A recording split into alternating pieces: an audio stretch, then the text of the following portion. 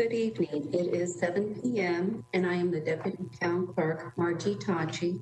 Before we get started, I have a few announcements.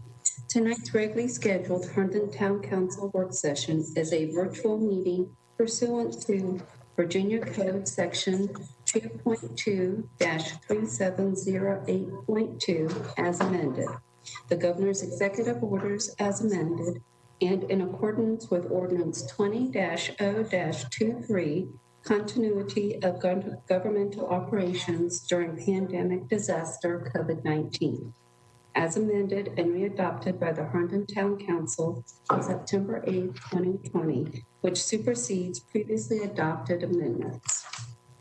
Proper notice of the electronic meeting was provided in accordance with the Code of Virginia. Agenda and meeting materials, along with information for viewing the meeting and submitting comments for the record, are available on the town's website. The meeting will begin with a roll call to determine a quorum, and all votes, including adjournment, will be, by roll call vote.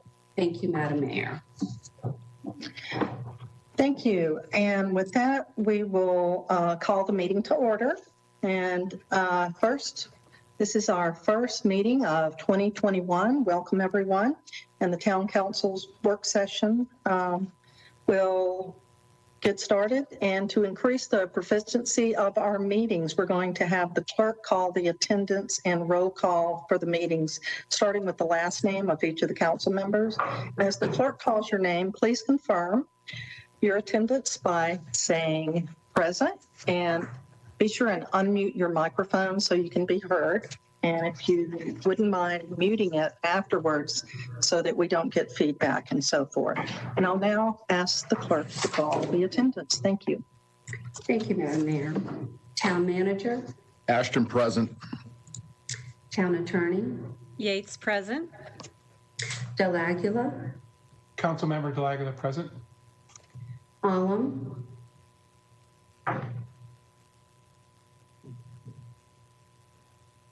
Unmute, please.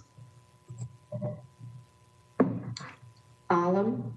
Alum, present. Thank you. DeCall? Councilmember DeCall, present. Friedrichs? Bricks, present. Reagan? Reagan, present. Singh?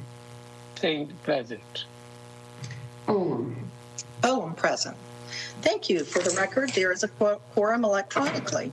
And as stated by the clerk, this meeting is conducted by the electronic means pursuant to the appropriate laws. All members of council will observe the meeting decorum by showing their hand to be recognized by the chair for comments. And when recognized, please state your last name before providing your comments when making comments or making a second to a motion. And please remember to always say your last name so that the audience listening can understand which council member is speaking. Thank you. So for the 2021 meeting, I would like to welcome everyone and take a few minutes to congratulate all of those that were re-elected and those newly elected to the Herndon 2021 Council. I'm looking forward to working with each of you. And over the next 2 years, I hope that we can all take time and talk to each other offline so that we can work on the town's business to the best of our abilities. My door is always open. I'm happy to meet with folks, either via telephone or we can meet somewhere outside if the weather is appropriate, or find a conference room. But I would like to see us getting together and at least talking to each other individually every week so that we can move forward on things that the citizens are expecting of us.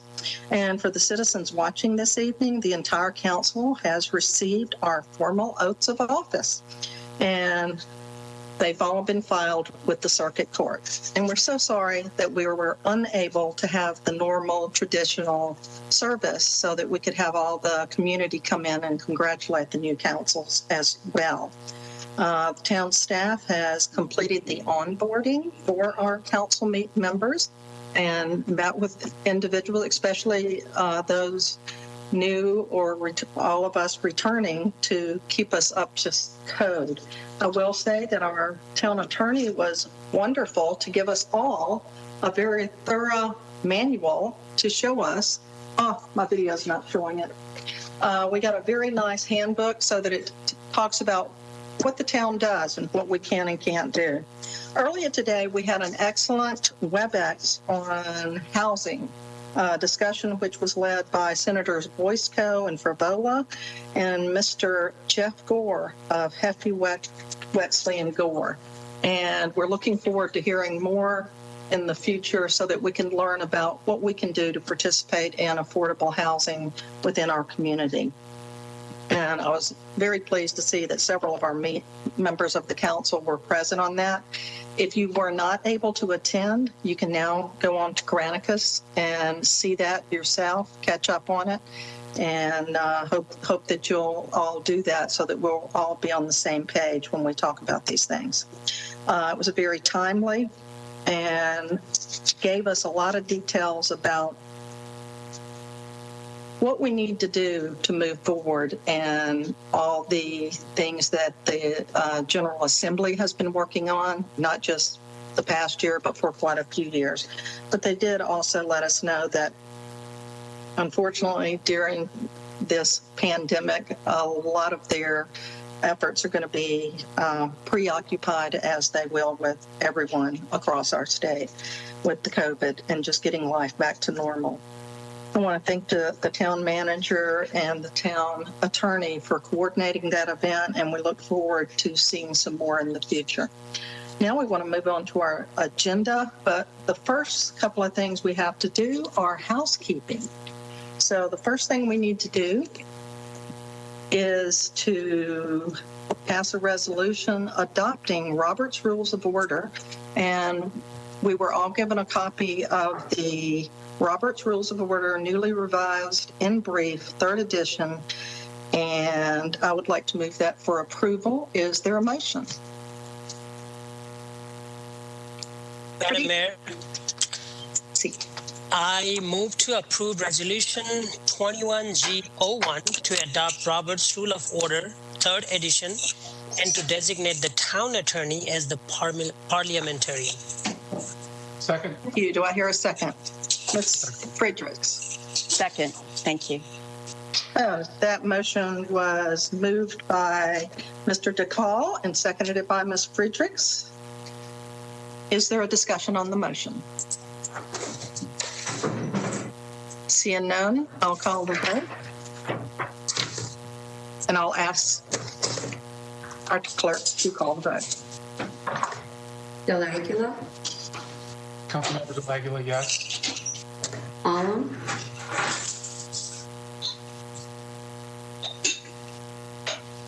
you need to unmute. You need to unmute your button, Ms. Allen. Yes. Willem, DeCall, DeCall, yes. Friedrichs, Friedrichs, yes.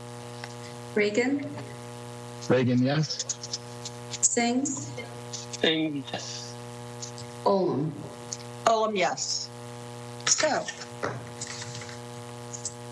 moving on, and that passed 7-0. Resolution 21G-2 to elect the vice mayor.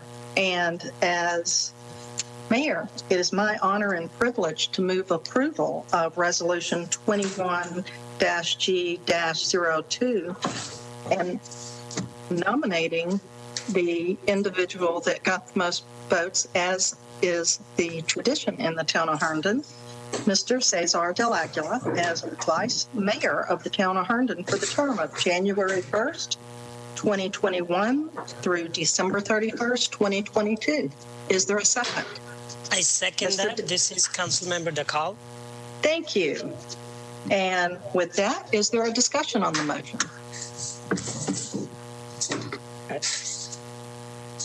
Mr. DeCall. Well, congratulations to our new Vice Mayor, Cesar de la Guela. And obviously, he is the recipient of the most votes. But also, I want to call out for his openness, integrity, and always ready to discuss the different views or ideas in order to move the town forward. And I'm very happy to see him getting elected as a vice mayor. Congratulations, Mr. Vice Mayor. Any other discussion? Mr. Delacqua. Thank you, Madam Mayor. Appreciate that, everyone, for that. Definitely want to thank the voters of Herndon. I shall endeavor to persevere. And in the spirit of certainly continuing openness and so forth, I'd like consent to add an item to our meeting this evening, number 10. I'd like to add... Mr. Delacqua, we need to vote on this first, please. Yeah, I know, but I just want to tee it up. I sent a chat to the moderator that she can read that, so I appreciate that. Thank you. Okay. Is there any other discussion? Okay. Will the clerk please call the vote? You're muted. My apologies. De Aguila, Abstain.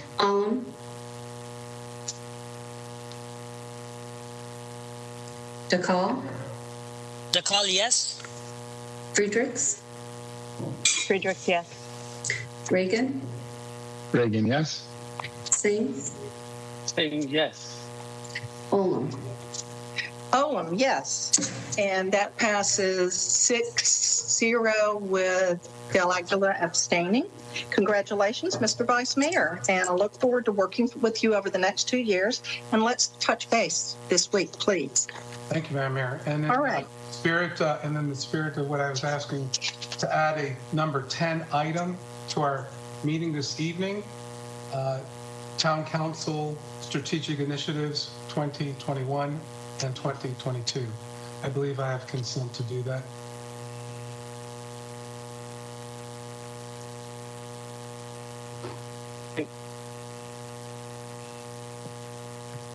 Madam Mayor, we need a second on that motion. Is there a second? Yes. Singh. Oh, DeCall? Second. DeCall, second. Oh, I second it. It's okay. Okay, so we have a motion and a second. Is there any discussion on this? I shared some slides with the town manager and the town clerk that can be made available to the public. I can go through very quickly some of the high-level initiatives. So give me about 5 to 10 minutes on that item, and then certainly go into the discussion portion of our meeting. And what is the item? Town Council Strategic Initiatives 2021 and 2022. I sent the items to the moderator.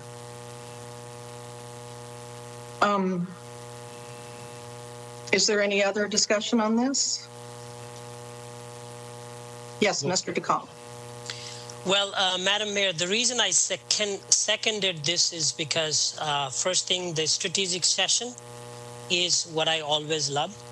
And also new ideas, I am open to discuss. Doesn't mean that I'm, in favor or against it. I am in favor of the discussion of the agenda to see, what the council member brings forth. So I'm open to discuss, to know what it is. That's the reason why I seconded. Is there any other discussion? Ms. Friedrich? This is a work session, right? This is, do we still follow the regular agenda during a work session? Because we normally go through the entire work session, and then if we have discussion items afterwards, then we discuss them. This is out of nowhere, so I'm a little mystified as to why there's being a motion and all that other stuff at a work session when we haven't worked through the agenda yet, but I guess that's all I have. Is there any other discussion? Is anyone that hasn't spoken would like to speak? Well, this is Jazz Singh. Yes, Mr. Singh. It seemed like it is a bit out of order. Maybe perhaps it should come after we have gone through the entire agenda. However, since we have the motion on the table, I do feel that the motion has been made and seconded. I would like to wholeheartedly approve the motion, or what should I say? Approve the motion. Maybe there is a better word for that. I think we have some people here have gotten together and saw that certain things are important. That certain things that have been going on ever since 2012, for example, the move towards less and less transparency over time. Just to pick that one example, it is time that we take a hard look at what all has happened. If we want to, well, I would like to quote from Washington Post, which says that democracy dies in darkness. And in many, many ways, and I can address those issues if need be, how we have become dark. The town of Herndon, regardless of what many people say, we have become dark, and this needs to be corrected as soon as possible. If you have to move into a society that is vibrant and is vibrant, and there are people who want to express their opinions openly without any fear, it is important that we take this initiative. The other part of this agenda is to recommend some administrative changes to the way we do our business. A whole series of things we have looked at and developed. I think they need to be discussed thoroughly.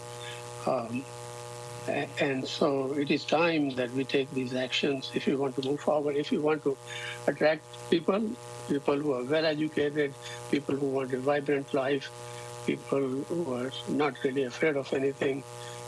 It is time that we adopt this agenda. Is there anyone that hasn't spoken that would like to speak? Mr. Reagan, please. Thank you, Madam Mayor. I think it's important to discuss our individual priorities and what we think is meaningful to spend time on.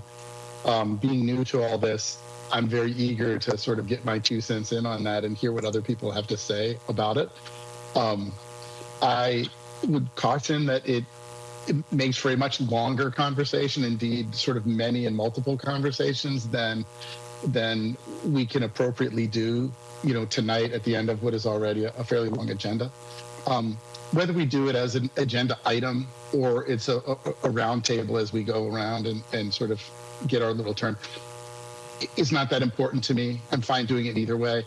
I would maybe like to suggest to the group that in whichever manner it is discussed, that we realize that this is coming on the tail end of a long meeting, and we use this as an introduction to topics, not a full and thorough conversation to them, which is probably best done when we can set aside a good chunk of time for it. Thank you, Madam Mayor. Is there anyone that hasn't spoken?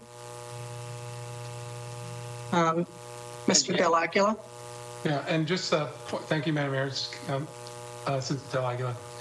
Point of clarification. So it technically isn't a motion on the agenda. It's merely an addition to our discussion tonight, and you can verify that with the parliamentarian. That's why I phrased it as having consent as opposed to something we vote on. Technically, we don't vote on things in the work session. So my comments will be brief. They will be high level, and they'll basically set up what I think the majority plus would like to see as a more proactive position by council, as opposed to being reactive.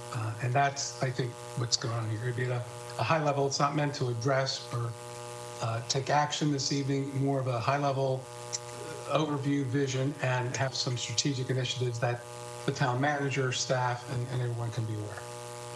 I just want to make that point. And if a parliamentarian wants to add or not, I don't think we are asking for a vote here. Mayor, Mr. Singh. I'd like to second Mr. D'Aguila's comments here. I think the motion is really to put it on the agenda so that it can be discussed next week and some of the time in more detail, or at some other time. But today is just really putting it on the agenda and just articulating what all the different items are. And even though I sort of alluded to certain things, but I think it is more appropriate that Mr. D'Aguila goes through them as he wants to go through them. Thank you. I'm going to take one more comment and then we're going to move on. Miss Friedrich, please. I agree. I think that we should definitely discuss these things. I don't think we should discuss them next week since it's a public session. I'm unclear as to whether or not we are adding something to tonight's agenda or we're adding something to next week's agenda, because if it's to next week's agenda, I can't support it. And if it's to this week's agenda, I wish that the council member would wait until he's called upon. I mean, I totally agree that we should discuss these things, but I feel like the meeting has been a bit hijacked, and I don't like that. So if this is just a one-time thing, okay. But if it's every week we get a surprise, PowerPoint, I'm not in favor of that. So yes, I really want to hear what Councilmember Del Aguila has to say. I hope that we will get warning ahead of time, that we will discuss this ahead of time before we get into the meeting instead of being surprised. And I don't think it's very kind to disrupt the entire council's planned movement. I know it's important, and I don't dispute that at all. I definitely don't dispute it, but I really think that this could have been done more respectfully. Thank you. Okay. So we've got to decide what we're going to... Excuse me, but I'm speaking, Mr. Del Aguila, please. The charges were made. Let me respond to that. First of all, council members came to me with ideas. If people feel they're being ambushed, that's on you. I'm merely picking forward. Okay, Madam Parliamentarian, I did not recognize the Vice Mayor. I would like to get the meeting back on track. I was trying to make a statement, sir. My statement is we need to decide what we're going to do. Personally, if someone wants to bring something to the round table, we can all bring things to the round table, and we always do. If we want to add things to agenda, then I think it is important that the public, for transparency, know what's on our agenda. And if we don't bring it to the table until we're in a meeting, then the community hasn't had an ability to look at it and go, do I want to go to this meeting or not? Maybe the community wants to show up at that meeting as well. But it's already been advertised, and now we're at the last minute. Do we have concurrence to put this on the agenda, or do you want to move this to another time when we have more time? We do have a lengthy closed hearing tonight with business we need to take care of. Do I have concurrence to put this on or leave it off? I believe we have concurrence. So we can take a vote on that if you would like. I need concurrence. Does anyone give a thumbs up or a thumbs down on whether or not you want this to move forward on the agenda? If you want it to move forward, put a thumbs up. If you want it off, say no. Madam Mayor, thumbs down. Madam Mayor, Town Attorney Yates, parliamentarian. Thank you. I think that the chair has the ability to discern a consensus or not. The way I understood the motion was that the vice mayor was making a motion to add an item to the agenda, which can be done at any point prior to the actual item. I understood that he was making a motion to add the item to the end of the meeting, just so everyone's clear, to the end of the meeting. And I believe he's given you a thumbnail of what he anticipates that discussion item to be. There are no votes taken this evening, so the chair has the authority and discretion to declare whether or not there is consensus.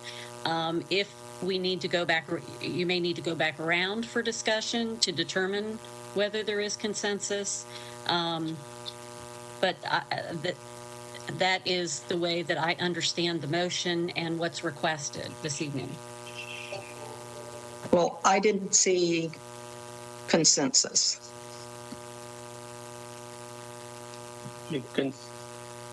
What do you mean by consensus? I didn't see the majority of people wanting this to move forward on the agenda. Well, I think we... That does not mean an individual can't discuss it in their roundtable. Well, we can maybe, if I may say, okay, I'm in favor of putting it on the agenda. Other people may speak if I don't see. So with that, we're going to move forward. I've spoken to Councilmember Alam and Councilmember Reagan, and they are in support of this, as well as the call and sing.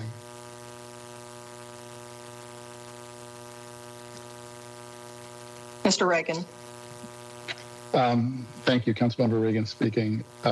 Just for the record, I think it's important to note, I support discussing these topics, whether they are as an agenda item or as a roundtable or something else. It makes no difference to me. I'm agnostic on that point. I do think that we should have time to discuss priorities, and tonight would be a good time to introduce them. But it makes no difference to me how it's done. Okay. So we're going to move forward, and it can be discussed at roundtable. Thank you. For the record, the next portion of our agenda, we're going to ask the clerk determine whether or not any members have provided any comments or disclosures for the record, and if any individuals have reached out with comments to you, please let us know. I'm going to ask the clerk whether or not they've received any comments for the record or any disclosures from council. No, Madam Mayor, the clerk has not received any comments for the record or disclosures from council on any items listed on the agenda this evening. Okay.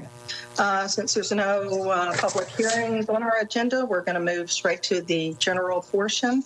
And the first is Resolution 20-G-03 to ratify the sublicense agreement between the town and Eldon Street Players at 750 Center Street. And I'm going to recognize the town attorney, Lisa Yates, for the staff report. Madam Mayor, can I bring to your attention that the agenda actually provides for an item number 4, comments from the town manager, the COVID update. And I want to make sure we don't skip over that. Isn't that your reflection as well, Madam Mayor? Thank you. Yes, I'm sorry. Mr. Town Attorney, Mr. Town Manager, sorry. Thank you, Madam Mayor. Bill Ashton, Town Manager, for the record. As for the new members here, generally at the outset of our virtual meetings, I'm asked to give an update on the COVID pandemic. I generally talk about things that are happening regionally, as well as here in Herndon, things that are happening on staff and otherwise. And I will certainly answer any questions you may have moving forward. As you all are probably well aware, the regional numbers continue to increase. We're seeing consistent upticks in ICU bed occupation. We're seeing consistent upticks in hospitalizations in general. There is substantial viral activity, and there is substantial community spread, according to the Fairfax County Department of Health. Healthcare workers are receiving vaccines through the hospital systems. That it seems to be going decently. Fairfax County will start vaccinating first responders very soon, within days. Pharmacy chains, which are focusing on the long-term care facilities, have started vaccinations on December 28th. The bad news is Virginia as a whole is running about 48 out of 50 states in terms of the vaccination percentage right now. Only Kansas and Georgia are performing less than the Commonwealth of Virginia is at this point. Once healthcare and long-term care facilities are addressed, people 75 years and up will be the next group to be addressed. This will be how this will be effectuated is being worked on by the health department right now. They are creating a registration system. Each health district in the nation, so every county in the nation, is creating a registration system for vaccinations of their county residents. Fairfax County is doing that. And registration is critical because one of the things we do know about the vaccinations is they're not interchangeable. If you start with a Pfizer round one, you have to have a Pfizer round two. Moderna round one, you have to have a Moderna round two. You can't interchange the two vaccines. So registration and tracking of that, and the fact that one is a 3-week lag, one is a 4-week lag, those things are very important, so they're tracked. I will probably get an update on that initiative on Friday when I have my weekly call with Dr. Gloria. Nationally, we are averaging about 500,000 vaccinations a day. That is underperforming what the benchmarks were by this point. So I would, there's some work to do nationally. As far as latest federal assistance that affects the town of Herndon, there is no direct assistance that affects us, but there's some indirect assistance that we need to be aware of. To include $25 billion in rental assistance, and this is important because with moratoriums on evictions, I've read recently that there's an estimate of 2/3 of people in rental situations are behind on their payments. This affects banking. This affects mortgages on those residential buildings, which would ultimately affect real estate tax assessments. So infusing money in to bring those rents up to date is critical for our financial health downfield. There is a $10 billion increase to state transportation funding nationally. Commonwealth of Virginia will get its share. This is an area that we were deeply concerned moving forward, is that there might be an issue with transportation funding because the state's budget concerns related to COVID-19. We have $14 billion is going to mass transit, which $800 million is going to WMATA. So as we're looking at a Silver Line opening at some point, this infusion of cash into WMATA, I think will be a welcome, it'll be received well by the WMATA management. Later tonight, we'll be giving you a more detailed fiscal report on the town's situation as it exists today. I don't want to step on Jenny's toes because she's going to do a really comprehensive job here in a little bit. But I will say that in my discussions with other regional leaders, as I look at our revenue loss as compared to other local governments in the region, pulling the big ones out. I'm talking about the cities and towns that are of similar size. Our projected losses are greater than any of the other smaller jurisdictions in this area. From a staff perspective, we continue to monitor staff closely. We've had multiple positives. So far, since the pandemic began, it's somewhere around 14 to 16 positives on staff. Not since April we had a significant illness, however. So far, thankfully, the positives that we have seen have been low symptoms or asymptomatic. And we cannot discern, we do our own contact tracing here. We cannot discern any spread here. I think that the measures that we've taken to sanitize the buildings and put people out on administrative leave if they are in close contact with COVID positive people has gone a long way to keeping that under control. But it's something, if the numbers continue to grow, we do have some places on staff where If we just lose a few of the wrong people, it will have an effect on services. So we are watching that very closely. And hopefully that will not be an issue as we move deeper into the vaccinations. So with that, I will answer any questions you might have. Ms. Friedrichs. Some explanation for why we're lagging behind other states? I mean, 48 is pretty spectacular. It's from what this is all coming through meetings with Congressman Beyer that the mayor and I sat on earlier this week. This is coming from other discussions with regional leaders. I'll have a better understanding by next Monday. We're having the head of vaccinations on the mayors and chairs call, and we'll get a better answer to that question. It is where I'm sitting, from where I'm monitoring, I think it's partially the allocations coming to Virginia. We did not receive as many as we thought we were going to receive in the first wave. So we're a little bit behind there. I think there's also some issues with how it was distributed coming out of the state. So those issues, I'll wait until we talk to the head of vaccinations for the state on Monday, where I'll have a better understanding of what the reason is behind that. Mr. Singh? I'd like to ask you about the federal aid to the state and the town. Mm-hmm. Tell us something about, I know it is in the new stimulus bill too. Mm-hmm. With all the news that comes out, it's never really clear what is in the bill. Perhaps you can enlighten us on that. Okay, the only aid that we have received to date was in the CARES Act, which was back in, I want to say May, maybe in that time frame, maybe June, somewhere in that time frame. Fairfax County, because of the way in which the law was written, large jurisdictions of over 1 million people could apply directly. All smaller jurisdictions had to go through the state, and the state took their cut before they distributed. Fortunately, we have a great relationship with Fairfax County.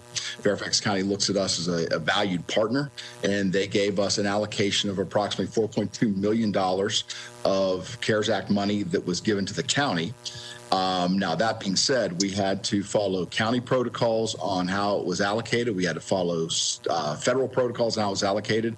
And the interesting thing is the CARES Act was rushed into law so fast that it took the Treasury Department months, literally 4 or 5 months to work through exactly what the reporting structure was, what we can and can't use it for. What we have used it for to date has been public safety salaries, and there was a certain, we couldn't do support services salaries, but we could do operational services salaries. So field personnel, we could do their salaries. We could do things like PPE purchases for our people. We did things like advertising. We did things like buying masks to distribute to some community members. We did a lot of work with putting things bilingual out into the community to give the messaging of the Fairfax County Health Department: mask up, social distance, stay home if you're sick. If you are those items, if you get a call from the health department because you tested positive, please answer it. That messaging was critical. It was also used to help get some additional testing to town, because at one point earlier in the pandemic, we were running the 4th highest infected zip code in the county. Ultimately, we dropped to 5th, and I think as of last check about a couple of days ago, we were running 8th. So we are trending in the right direction on that. And to get county assistance to help us out with some of these things. So we have tracked all those monies very carefully. Jenny could go into greater detail as she talks later tonight, because I believe we sent a report to the previous council in November with an update. I can certainly send that back out, or update it and have it sent out to this council at any point. If I may follow up, sir. Mm-hmm. I own a small building here. It looks as if most of the people had reserves, funds which have been now expended, and now we are coming into this arena where in fact, I would say almost everybody, all of my tenants have asked me to reduce the rent. And that means the value of the property on paper, at least for this year, could reduce significantly. Maybe Fairfax County won't even recognize the reduced rent, but you never know. And I expect that would happen. My question was with respect to that, as to how much really this reduction that you are planning for, and whether there would be in the not in the CARES Act, but the current stimulus package, there is any aid that would make up for that or anything else. There is no aid that is coming to localities. That was something that both Congressman Connolly, when I was on a call with him a couple of weeks ago, Congressman Byer again on Monday, both indicated that the Republicans really put a very solid front forward to resist aid to local governments. That was something where they refused to negotiate on. What you are seeing, however, is you have the $600 per person allocation, depending on what your adjusted gross income is on your income taxes. I also have been told by both Congressman Byer and Congressman Connolly is that wait, the election in Georgia tonight, we depending on what occurs there, we will see another package coming. Whether or not state and local governments get assistance, whether or not additional assistance goes to businesses, will be very dependent on what happens in Georgia this evening. And that was the message both of the congressmen shared with me and the mayor just this week, and then Congressman Connolly a couple of weeks ago. So it is I still think another round is coming, but it's going to depend on the politics on the Hill as to how that would manifest. Thank you very much. Sure. Okay, thank you very much, and sorry I forgot you, Mr. Town Manager. Okay. No worries at all, Madam Mayor. Okay, moving on to Resolution 21G-03 to ratify the sublease agreement between the town and Eldon Street Players at 750 Center Street. And I'll recognize the town attorney, Lisa Yates. Thank you, Madam Mayor. Town Attorney Lisa Yates. I want to congratulate the mayor and the vice mayor and all the new council members and returning council members. Nice to have everybody here tonight. This action proposed for next week's public hearing, our public meeting, is approval of the resolution ratifying a sub-license agreement between the town and Eldon Street Players, otherwise known as Next Stop Theater. Next Stop Theater, Eldon Street Players, has leased space at 750 Eldon Street, also known as Art Space, for a number of years now. As you know, the property was transferred, sold to Comstock Herndon Venture on last month, and they, as a part of their agreement with us, they licensed the property back to us so that the town could continue using the premises for an arts use. Currently, the building is occupied by both Eldon Street Players, Next Stop, and the large portion of the premises is occupied by Arts Herndon.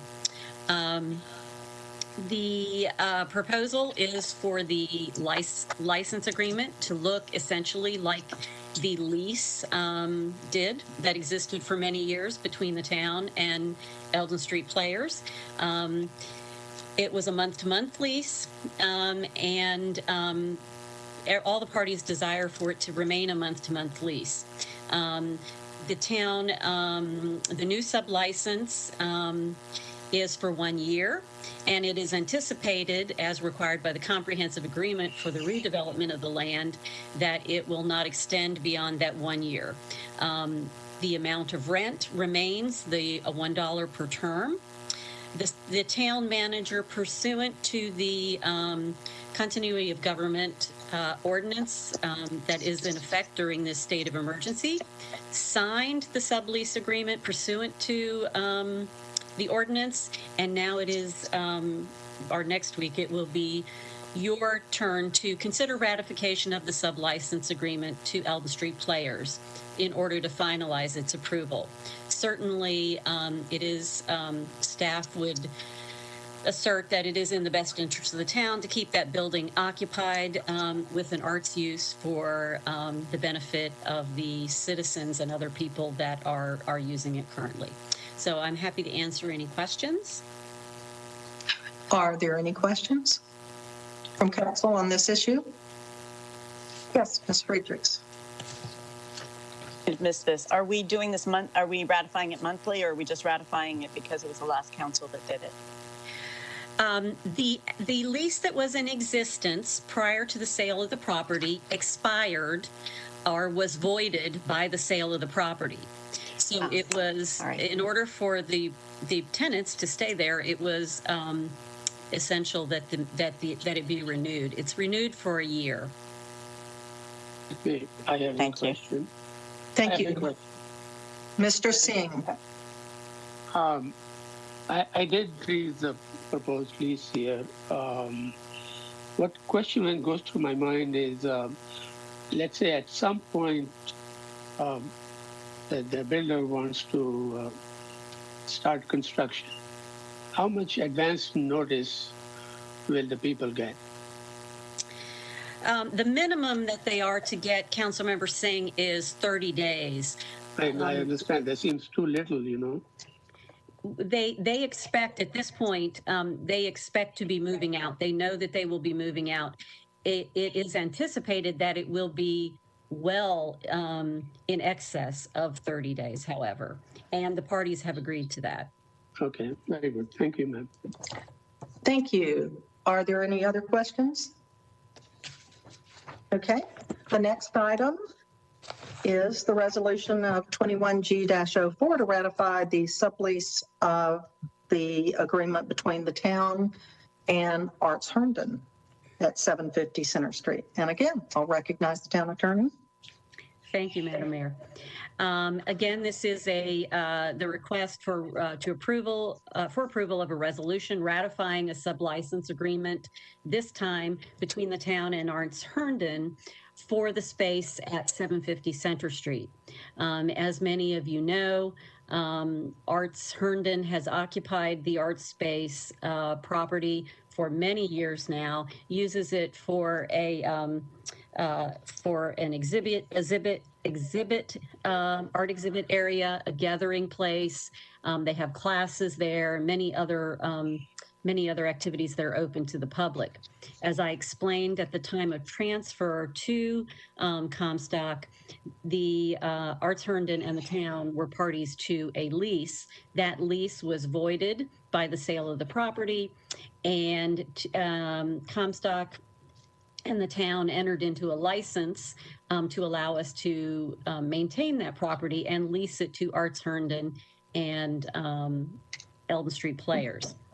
The town manager signed a sublicense agreement pursuant to the powers that he has under the continuity of government ordinance. The current lease with Arts Herndon, again, provides that the amount of rent for the term is $1. Again, continuing that, they are permitted to essentially continue most, if not all, of the activities they've been conducting there. And they also are under the same notice provisions once the owner of the property decides to begin construction, and that is a minimum of 30 days. However, we expect that it will be much more than the 30 days. So the request next week will be that the council approve the resolution in order to finalize the approval of the sublicense agreement. I'm happy to answer any questions. Okay, are there any questions from council? Yes, Mr. Reagan.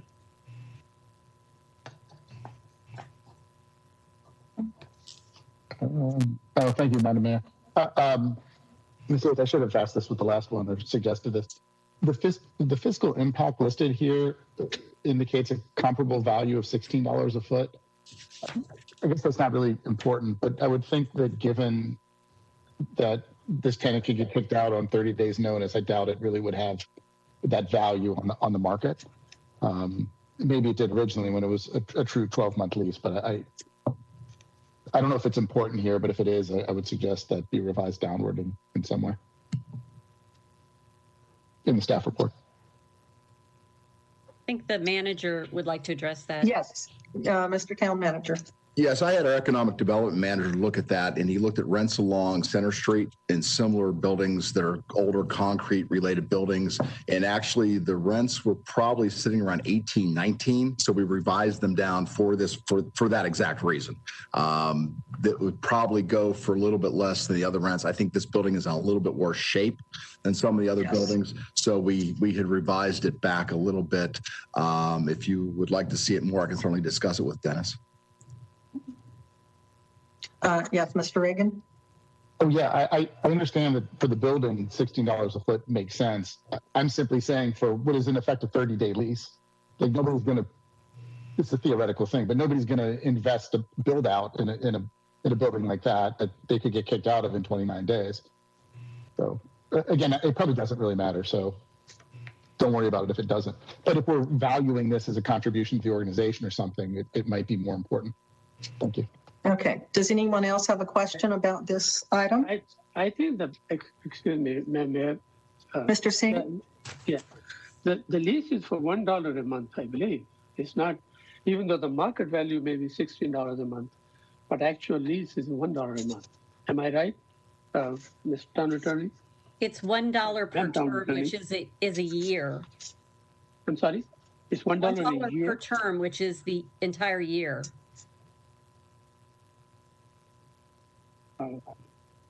I'm sorry, excuse me. I didn't hear that very well. It's $1 per year? Correct. Yes. So do we want to discuss if it's $16 or $20? I'm not understanding Mr. Reagan's point here. Is there a question, Mr. Reagan? No? But Does anyone else have any questions about this item? No. Okay. The next item. Madam Mayor, I believe Councilor Member De Aguila has a question. Sorry, I missed your hand, sir. No worries. Mr. De Aguila. This is Councilmember De Aguila. So I think this discussion came up, I believe, last year, and we're certainly not trying to charge our nonprofits. I think the discussion we had at one time, and I think it's something we should look at, is here's the value of what the market would bear, and in some way donate that in terms of an in-kind or something, because it's kind of unrealistic to say, to Mr. Regan's point, that, okay, well, it's a dollar for the year and we're just going to donate that. I think there's some, discussion that we can have, what is the true value of the town's gift or in-kind donation to our nonprofit? So for what it's worth, we had this discussion a little bit last year. I welcome having that discussion going forward, because I think we really need to look and define and showcase what the town is really putting back into the local nonprofits. Thank you. Is there a question, Ms. Fredericks? Okay, so with that, we're going to move on to Resolution 21G-07, which is to ratify the second temporary emergency extension of the lease between the town and the Fairfax County Board of Education. Thank you, Madam Mayor. Similarly, this is a lease for property that the town owns at 397 Herndon Parkway. As you know, that's also the location where our police are located, where our state delegate is located, and other individuals, including Supervisor Faust's assistant, are located. This particular lease has been in effect again for a number of years. Like the leases with Arts Herndon and Eldon Street Players. This lease was set to expire during COVID times on September 30th, 2020. We extended it under one emergency extension to December 31st to allow negotiations of a new lease. However, there's a request now for another extension to allow for further negotiations. The school board has been a long-term tenant. Our DPW director, Scott Robinson, has been involved with communications and negotiations with the Fairfax County Public Schools for the 13,593 square foot of office space there. At this point, the request is to ratify the temporary emergency extension of the lease that the town manager has already signed pursuant to the continuity of government ordinance. And this will allow the extension to continue on until March 31st. We need your approval next week to ratify that resolution and finalize the approval of this extension. I apologize. Happy to answer any questions. And Scott Robinson is also here tonight to answer any questions you have about the space or our tenant. Are there any questions from council? Mr. Singh. I just have one question. I think I know where 397 Herndon Parkway is, but could somebody tell me exactly where it is, what building it is? Where the police station is.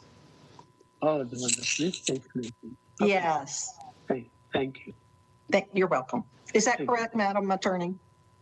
It is correct. Okay. Any other questions? Going once, going twice. Mr. DeCall. I just have a very simple question. I was looking at the town staff report, and it says the financial impact none. What does that mean? Because we are just extending the lease, it does not impact anymore, or what's the rental situation there? I just wanted to understand the financial impact none. What does that really mean? I'll let Mr. Robinson answer further about the details of the actual rent, but in terms that the none was placed under fiscal impact because there's no change. The rent is staying the same. Mr. Robinson, do you have any, or Mr. DeCall, do you have any questions about the actual amount of rent or how they pay it or what's anticipated? Yes, I wanted to know, even though it may not be relevant here, but still I wanted to know what's that financial amount we are talking about here. Because extending lease means, there is a financial, and obviously it's for the school board, so I'm not here to change anything, but to understand things, so. So with the extension, they have signed the extension for the rent that they paid last year. So the rent is not increasing or decreasing. It's a little over $21 a square foot, which works out to a little over $24,000 a month in rent. Well, Thank you. Okay, any other questions? Okay. The next general item is Resolution 21G-06 and 21G-08 and 07 to ratify the temporary license agreement between the public property or right-of-way for the temporary outdoor dining in Herndon. And this would include the Green Lizard, Zeffirelli's, and the Mediterranean Breeze. Madam Town Attorney. Thank you, Madam Mayor. Lisa Yates, Town Attorney. As you will recall, those of you that have been on council, and I'm sure those of you that are new to council still remember this nonetheless, back in May, as Governor Northam began the phased reopening of Virginia, staff was tasked with coming up with innovative ways for our local restaurants and town businesses to reopen pursuant to the governor's restrictions on gatherings. Staff developed a comprehensive application for free temporary outdoor dining permits, and they streamlined the approval process. There were 3 types of outdoor dining scenarios: private property, town sidewalks or right-of-way, and town parking lots. These agreements with these 3 restaurants, Green Lizard, Mile 20 and Mediterranean Breeze, and Zeffirelli's, those 3 restaurants took part in the permits for use of town sidewalks and town parking lots. These agreements expired back in November. Pursuant to his powers, pursuant to the continuity of government ordinance, the town manager asked staff to look into adopting new agreements for these restaurants. Originally, there were 7 restaurants. The 4 of them decided not to continue. The 3 that wanted to continue, staff had created new agreements for them, and these are the temporary license agreements to allow them to continue to occupy the property, the town property that they currently occupy for outdoor dining during the COVID restriction times. These new outdoor dining license agreements, as I said, were signed by the town manager. They will expire on May 10th of 2021. Certainly, we all hope that we will not have COVID restrictions at that point, but we don't know whether we will or not. The town council, you must now consider ratification of these 3 new temporary license agreements for outdoor dining on town property, and in order to finalize their approval next week. I'll be happy to answer any questions. Are there any questions for the town attorney on these 3 restaurants? Yes, Mr. Reagan. Just to understand the process here, really looking ahead, then presumably if things don't get, if things don't improve enough by the spring, would sort of a similar thing come back to us, say in April, in advance of extending them in May? Or does this thing always work kind of in arrears? Okay. Yes, you would expect us to be in front of them. The town, if the continuity of government ordinance is still in effect, and I would presume that it would be if we're still under COVID restrictions, then the town council has authorized the town manager to sign these types of things, subject to the ratification by council. Got it. Okay. And conceivably, the 4 others might reappear with the warmer weather, right? And they probably would. Yeah. Okay. Thank you. Yes, Mr. Singh, you have a question? I just have a question. Yes. I'm wondering whether a policy like this has ever been considered in the non-COVID times, where you allow certain businesses and perhaps in certain locations to use the sidewalks on the weekends, let's say, so that people can come out and eat outside, enjoy the place. The town does have outdoor dining regulations, and I believe the manager would like to address the question too. Yes, Mr. Town Manager. This is something this is Bill Ashton, Town Manager. This is something that was very much on our minds. And one of the reasons why we only extended it through May 10th was because we don't know what the world's going to look like. And B, even if, let's say, by some miracle, we have mass vaccinations, we are on a herd immunity track, I think it's very difficult to put the toothpaste back in the tube, like what we have allowed them to do right now. So we're going to have to look for ways to do exactly what you're suggesting, Mr. Singh. We are going to have to look for ways to help them outdoor seating, to help them with outdoor seating in the warm weather months. So we are studying that right now as to what that may look like in a post-COVID or a on the back end of COVID place. Obviously, we can't do, once COVID goes away, we can't take up half of a parking lot with seating. But is there something we can do to assist getting a little bit more seating outside? We're going to look at that. And that's something that's very much on our minds. Only in these locations or some other locations as well? Well, a lot of the locations, what we found when we rolled these things out initially, and literally we were approving 25, 26 a day. You had two series of issues. You had the ones that wanted to be on public property, sidewalks, parking lots, et cetera, and the other ones that just needed zoning approval to be on private property. That is the vast majority of our restaurants are private property. So that's a whole different animal, and we're looking at how we can help them continue to do that. And then on public property, what can we do to continue to do it in a way that isn't going to affect public conveyance, public parking, or at least not in a very dramatic way. So that's one of the things we're studying right now. Thank you very much. I think that's a good idea. Thank you. Okay. Any other questions, comments about this? Mr. Vice Mayor. Thank you, Madam Mayor. Mr. Town Manager, I think Please say your name. this is Councilmember Delagula. Thanks. Town Manager, I think the previous council had asked that we come up with some sort of plan to potentially start this capability in, like, I don't know, early spring or something, and run it through, like, I don't know, a November time frame. But that also was a little bit more complex because you have the ABC issues and things like that. So have we continued that kind of evaluation to make available to these businesses? This is Bill Ashton, Town Manager. Absolutely. And that's what we're looking at. And a lot's going to depend on ABC, as you pointed out.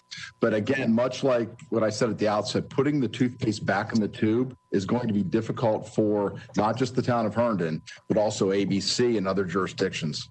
So, and I'll be brutally honest with you, at the early, and I think I might have even shared this with you all at the outset of COVID, when we were very early into this, that I thought ABC was probably the most progressively forward-thinking state agency of all of them. They were really ahead of their game, to the point of I challenged my staff to beat ABC to the approvals on getting outdoor seating, and ABC was beating us. And we were going at breakneck speed, and they were beating us. So I think ABC is going to be a critical linchpin, as you've identified. But we are looking at how can we do this for the summer, the warm weather months, because again, that nobody, you're talking about somebody who loves to have a cold beer out on a hot summer day sitting outside. So, I understand that desire to be there. My wife, if given the choice of sitting inside or out, will always select out, COVID or not. We are certainly looking to pursue this in a more comprehensive way post-COVID. To meet exactly what you're asking. Does anyone else have a question? I just have a comment on that. Mr. Singh? I think the ABC might have been stepping over to get ahead of you only because they were losing revenue as a result of COVID-19. What their position might be in the future, who knows, but they might have liked this idea too, so they will sell more. Whatever it takes. Whatever it takes, that's right. Ms. Friedrichs. Turn myself off instead of on.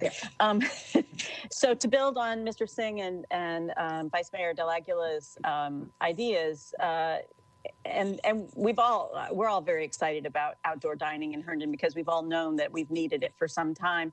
My understanding is that the area in front of the town, the HMC, was designed to be an outdoor festival area. And I'm wondering if we could use that on weekends for places that don't have an outdoor venue to serve meals.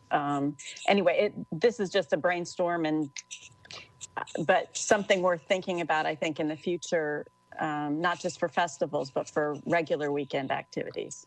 If I can address that, Yes. Mr. Bill Ashton, Town Manager, one of the again, I'd have to look at the area you're referring to, and how we would go about allocating that. We'd have to do it through a procurement process and all. Yeah, I hate to say that because there's limited space. A lot of people may be interested in it. We'd have to do something to do that in a fair, non-arbitrary and capricious way. But putting that aside for a second, just those issues aside, ABC, the temporary lifting of the restrictions that I hope become permanent, put a limit on the footage from the door of the establishment to the outdoor seating area. And I think it's like 100 feet or 50 feet. I forget off the top of my head. It was that, I hate to say it was like 8 months ago, but it seems like 12 years ago when we were talking about this.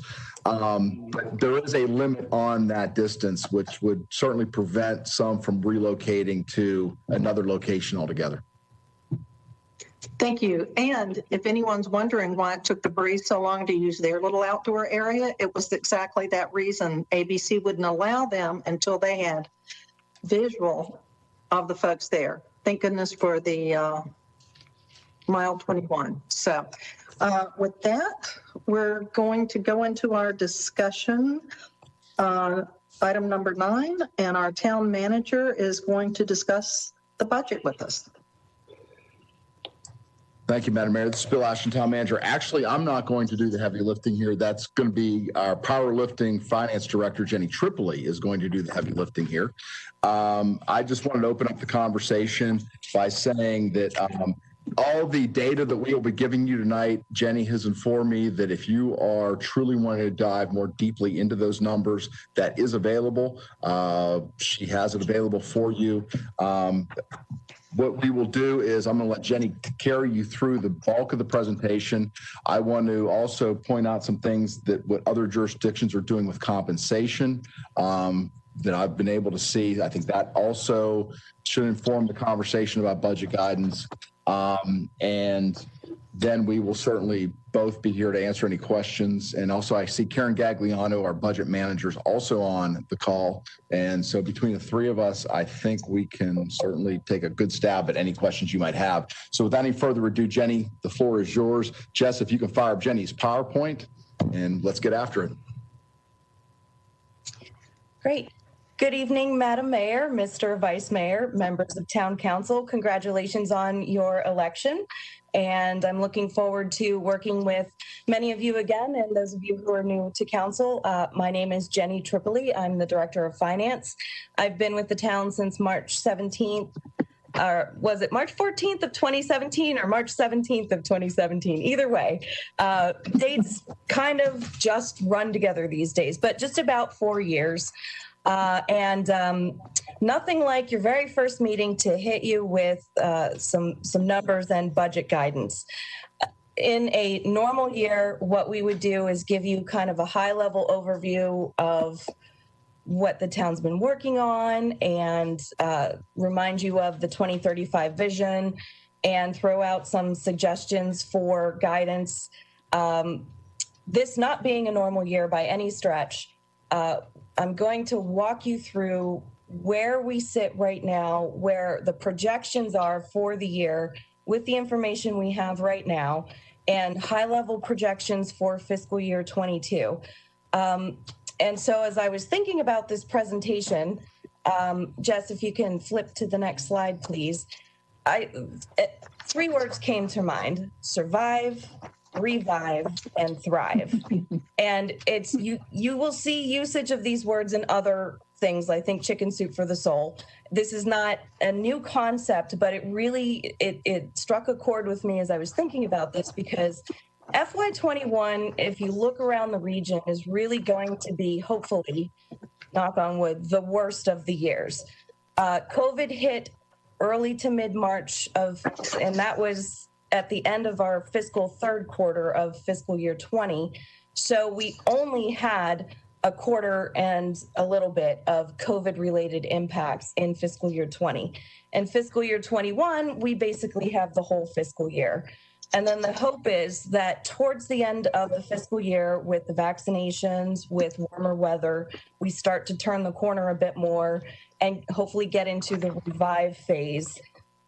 fiscal year 22 and beyond, and then back to really thriving. Now, of course, these concepts are not mutually exclusive. You can certainly thrive while you're trying to survive, but I thought that it painted an interesting picture for what we're about to discuss. Next slide, please. So again, survive. The town of Herndon will weather the personal, operational, and financial impacts of the pandemic.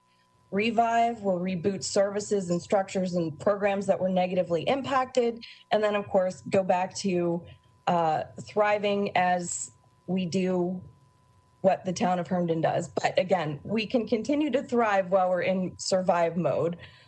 Next slide, please. So to give you an update, and this presentation is general fund centric. It is not that the enterprise funds don't matter. It's just that their fee structures are very different, and there's a lot less uncertainty because the fee structures are controlled by you all, by the department heads, you know, when it comes to golf fees, et cetera. So there's a little more structure and control around that versus general property taxes, other local taxes. So that's why this presentation is very much general fund centric. To date, we are looking at, so let me take you back to 2021. The adopted budget was about 38.8 million for the general fund, but we sequestered about 5.5 million in spending, knowing that 38.8 million in revenues was probably not realistic given the situation. So the authorized budget is about 33.3 million, and the projection to date for the entirety of the fiscal year is about 32.8 million. So we're going to be short by about 450,000 from that projection. And of course, this is subject to change. This is based on data we have to date. For those of you who are new on council, I'm working on kind of a budget primer. So to have a better explanation, concise, about how the revenues flow, because we don't get this every revenue stream every month. Some happen twice a year, some happen quarterly, some are lagged by a month, some are lagged by 2 months. So to try to give you a sense of why I can't just say, okay, we're 6 months into this, project out another 6 months and here you go. For example, BPOL, that's your business licenses, business professional and occupational licenses. It's the gross receipts tax. That's not due until March. And so we budget for it very, very conservatively. And this is one of those years where hopefully the budget number is conservative enough because we really don't know the impacts. And we can get into more of that in a bit. So just keep in mind the projection right now is about 32.8 million for the general fund. Some of the highlights, the meals taxes have come in a bit higher than we thought. We had haircut them by about 50% from a normal year. And it looks like the differential will really be about 42, 43%. So we'll take every percentage point to the better that we can get. Charges for services, however, significantly lower than projected, and we can get into that in the next few slides. Same with fines and forfeitures. Of course, intergovernmental revenues are up much higher than anticipated because the CARES Act money came in. But the caveat is that that's one-time money. And it's unusual because it's one-time money that we were allowed to use for a recurring expenditure, which was public safety salaries. So in fiscal year 21, the usage of CARES Act money is about 2.4 million. So 2.4 million of that 32.8 is that one-time money. Next slide, please. If I may ask, before the numbers disappear, if I may make a comment. Mr. Singh, can we hold the questions until the end, please?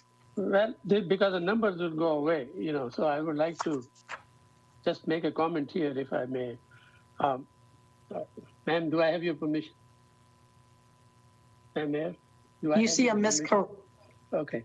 It's just that if I take a look at 2021 actuals, those are only $21 million.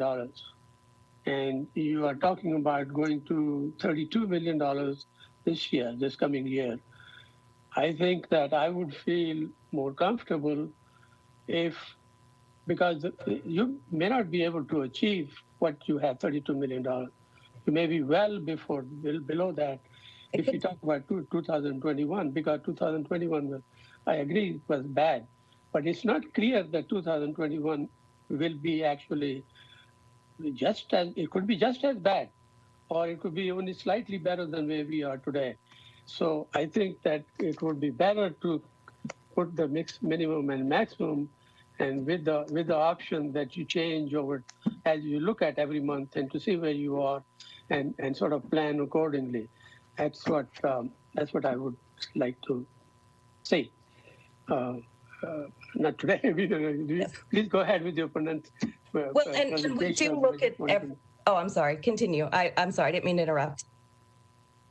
I'm just saying that it's just that there should be minimum and maximum estimates of the projected 2021, so that we can then see every quarter how we need to adjust, rather than make the determination right now as to what the budget should be.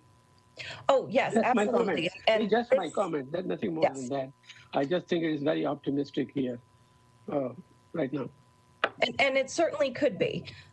So we do look at things every month, again, knowing that there are certain revenue streams that are major that only come in once a year, like BPOL. I agree. So we will update you much more regularly with, especially this year, because it is so, it's just so different. But hopefully it's on an upper trajectory. But if it's not, that's why that use of fund balance cell is highlighted. We do have some tools in the toolbox to make up for some lost revenues, to make up for that difference if it does indeed turn out to be worse. There's also more on the expenditure side. So absolutely, this is just the projection. This is kind of the tea leaf reading as of right now, based on the data that we have and kind of what the general thought is or hope is for the summer and the warmer months. But we could be wrong. We were pretty thank you good. very much. Yes. Thank you. You're welcome. Next slide, please. So this is just a reminder of what we presented back in May when we were in the midst of the budget adoption process. This is where we thought our reductions would be in certain revenue categories, and that's how we got to the 5.5 million that we sequestered in fiscal year 21. And then on the next slide, it's the colors, I admit, aren't wonderful, but the next slide shows this revision. And so the yellow is we're pretty close.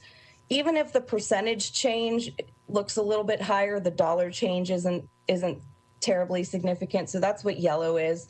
Green is we're actually doing a little bit better than we thought back in May in those categories. And red is we're doing worse. But again, the dollar impact, the dollar magnitude is going to be different for each of these types of items because fines and forfeitures is not a huge part of the budget. Interest income is a decent part, but not with interest rates being at historic lows, which is great on the debt side. It is not great on the investment side.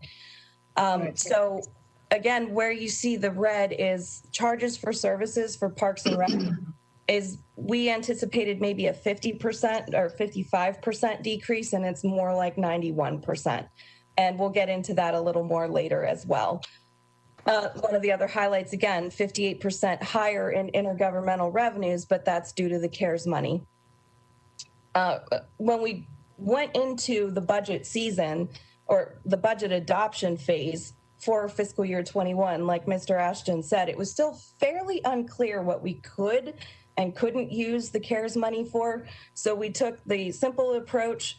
If it's gray, stay away.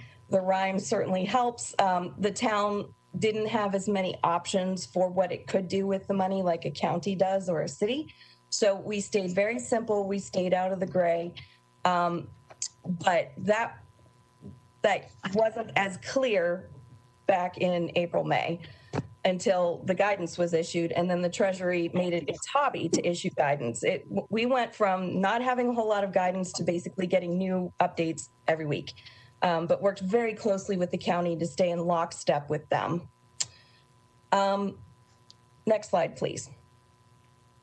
So the updated expenditure projections for fiscal 21, this is the fiscal year we're still in, is about 32.4 4 million, but this is kind of draconian, meaning we're freezing almost all the capital spending. We're keeping it frozen.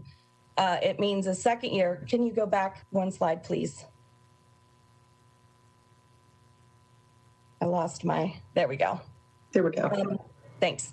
It means for the second year in a row, we're not making interfund transfers to fund CIP items that are general fund funded.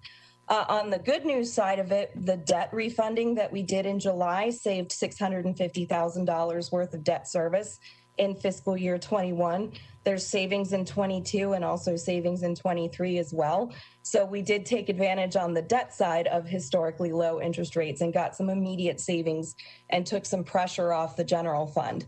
So this number, the projected number for the expenditures, can certainly change based on more discussions that we have with the town manager and with all of you about strategy, where you want to go. How do we survive fiscal year 21, essentially?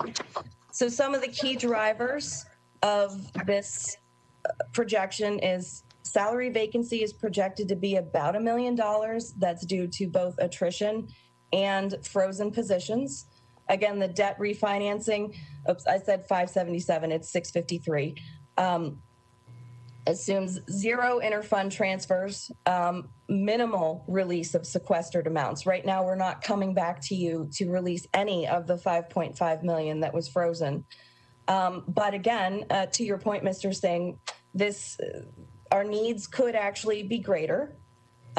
If we get a couple really big snowstorms, that's extra money. There is some contingency in there, and we already have some of that budgeted, but you start going beyond a few inches or getting more than one snow event, that's just an example of something that could kind of come out of the blue and really drive that number upwards.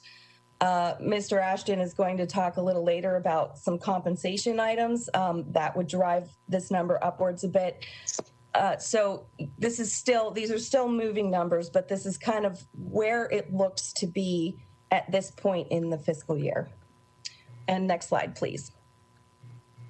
So some of the key points and the challenges, this came out early on in the pandemic, the ODU study done by Ron Carley. The towns and small cities are basically more negatively impacted. Part of that reason is because of our diverse revenue streams. Diverse revenue streams can be really good when they're like during the Great Recession, when it was real estate that was hit. So when you have that revenue diversity, that's good. But with the pandemic, kind of everything has suffered, and we are very dependent on excise taxes. And excise taxes, meaning meals taxes, sales taxes, transient occupancy taxes. Those are taxes paid by the consumer to the business, who then remits those taxes over to us. Those are heavily dependent on people's personal economics and on things like restrictions for gathering spaces, the travel industry, so the hotels have definitely taken a hit. That other local taxes, that piece of the general fund is about a third of the general fund. So are real estate taxes. They're about a third of the general fund's revenues. Fairfax County gets 68% of its budget from real estate taxes. So you see the exposure there. Again, one-time CARES funding. We also had savings from debt refunding, salary vacancy, all of those three combined, that's about 3.8 million that's helping us this year. We still don't know what's going to happen with BPOL. I'll get into that a little more in a bit. When you freeze your capital expenditures and your interfund transfers, you're just kicking the can down the road. So you're going to end up paying a bit more later. Fortunately, it's a shorter time frame, but there's still a consequence to doing that. And the impact on the employees and ultimately services. In normal times, employee personnel costs are about 67% of the general fund. With the freezes that we've done on O&M, operations and maintenance and capital, that cost is now 75% of the general fund. And we froze vacant positions. We've frozen all employee training and travel. We froze raises. There were no raises. And these are very effective tools to control costs, but they have a human cost over time. And again, because we're a service organization, that there is that opportunity cost, that morale cost that comes with it. There's an increase in risk with teleworking and with more services going online. We've seen, I troll Cybersecurity Hub on LinkedIn often. Actually, they post some pretty good graphics that try to explain the things that they do. Cybercrime is up, and people are taking advantage of the fact that there's more happening online. And there's been a huge uptick in phishing emails. Our IT department gets right on top of those, and so they're great. And fortunately, we haven't fallen for anything in these times, but it's very, very scary. Next slide, please. Some other challenges as you're looking for meaningful cuts potentially. Your general administrative and finance functions, we are very personnel heavy. Our budgets are 90+% personnel costs, with the computer systems and office supplies that are needed to carry out our jobs of serving the citizens. So, you know, there's difficulty there. Parks and Recreation, their revenues are very dependent upon part-time flexible labor and a lot of program offerings that require gatherings. We're not allowed to do these gatherings right now. Commercial gyms are going bankrupt. People's behavior is changing. This is rough. This is really rough for things like, for departments like Parks and Rec. And that's why we had to really pare down, because we can't offer the types of programs that we're allowed to offer when we don't have a virus going around and we don't have gathering restrictions. And consumers are just changing their behavior. Normal gym rats, I'm one of them. I used to be a power lifter. I stopped powerlifting at the onset of the pandemic. And it's because I'm unwilling person, but this is just me. But, you know, this is anecdotal. That's not evidence, but just point in fact that others are making similar decisions to not go to places like commercial gyms or rec centers at this point. So that's another challenge that we have to get through so we can get back to the thrive part. Refuse and solid waste. I know we've had a lot of discussions about these types of things. We used to be compensated for our recycling, and now we have to pay for it. So there is partial cost recovery with that fee, but it's not 100%. Again, with interest income at historically low rates, we have close to $30 million in the LGIP, that's the state fund that completely conforms with the Investment in Public Funds Act. And I think last year's interest statement was $8,000. It's super, super low. We have to invest our money with safety first, liquidity second, and yield last. Chasing yield means increasing risk. It's not something we want to do right now. So our money's not really making money for us right now. To that point too, banking services now cost money.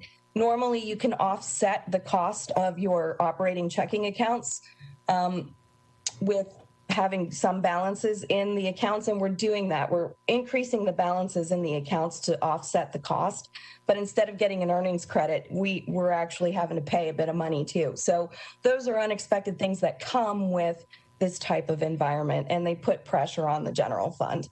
Next slide, please.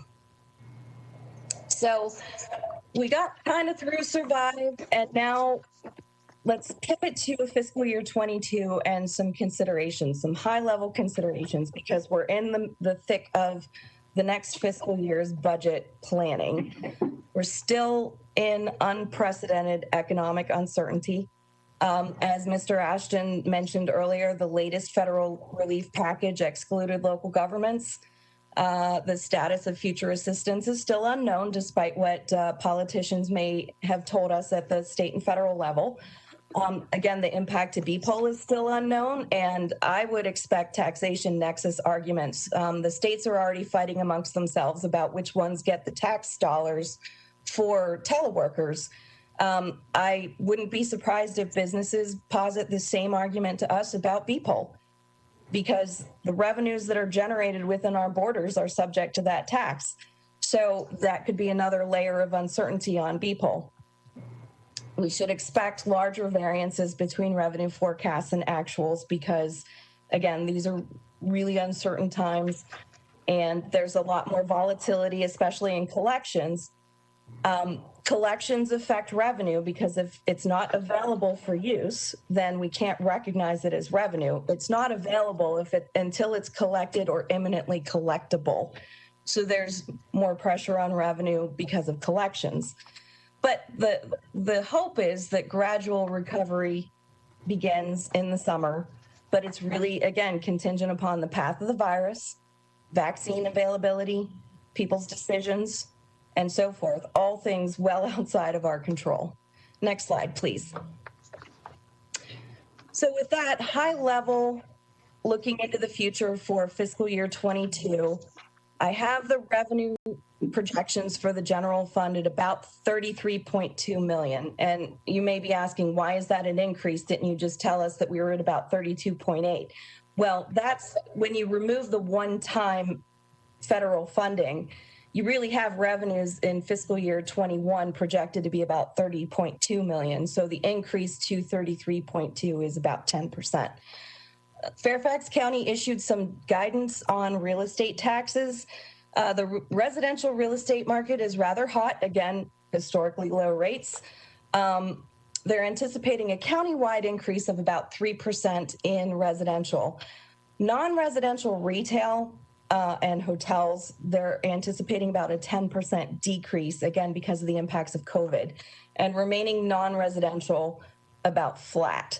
So what that means to us is pretty much the same. If we don't change the real estate tax rate, that equates to approximately the same real estate tax revenues as in fiscal year 21.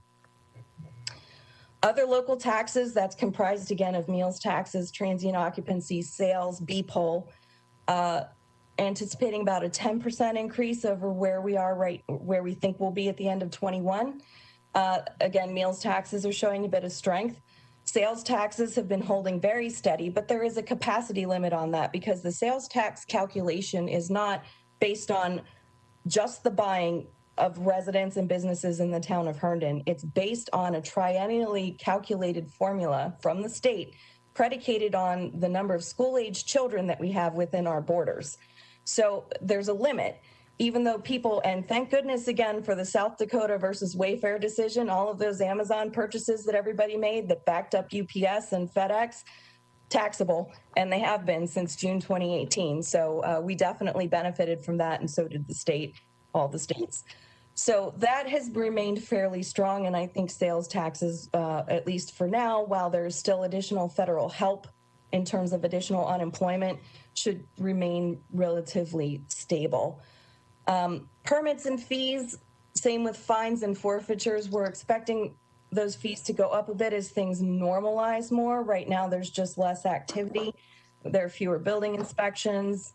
There's not as much court and enforcement activities, especially with parking, for example, is what I mean by that, because people aren't commuting, people aren't coming to restaurants, and they're not illegally parking and not getting ticketed, for example. That's just one small example. So with those types of things normalizing, those revenues should uptick a bit.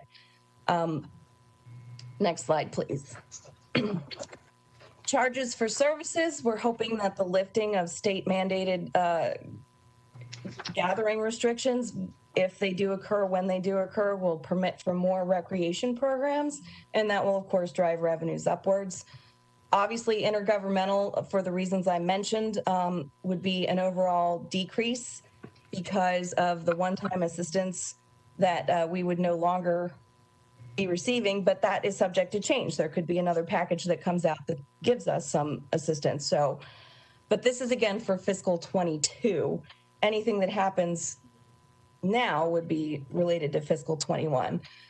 But we do have reserves. We have capital reserve, we have revenue stabilization, we have contingency reserves. And again, I'll put all this in the primer, especially for those of you who are new and are not used to listening to me talk about reserves and fund balances. We did post a $2.2 million surplus at the end of fiscal 20, but that was again CARES money and just really strict spending restrictions, but that's money that you can use.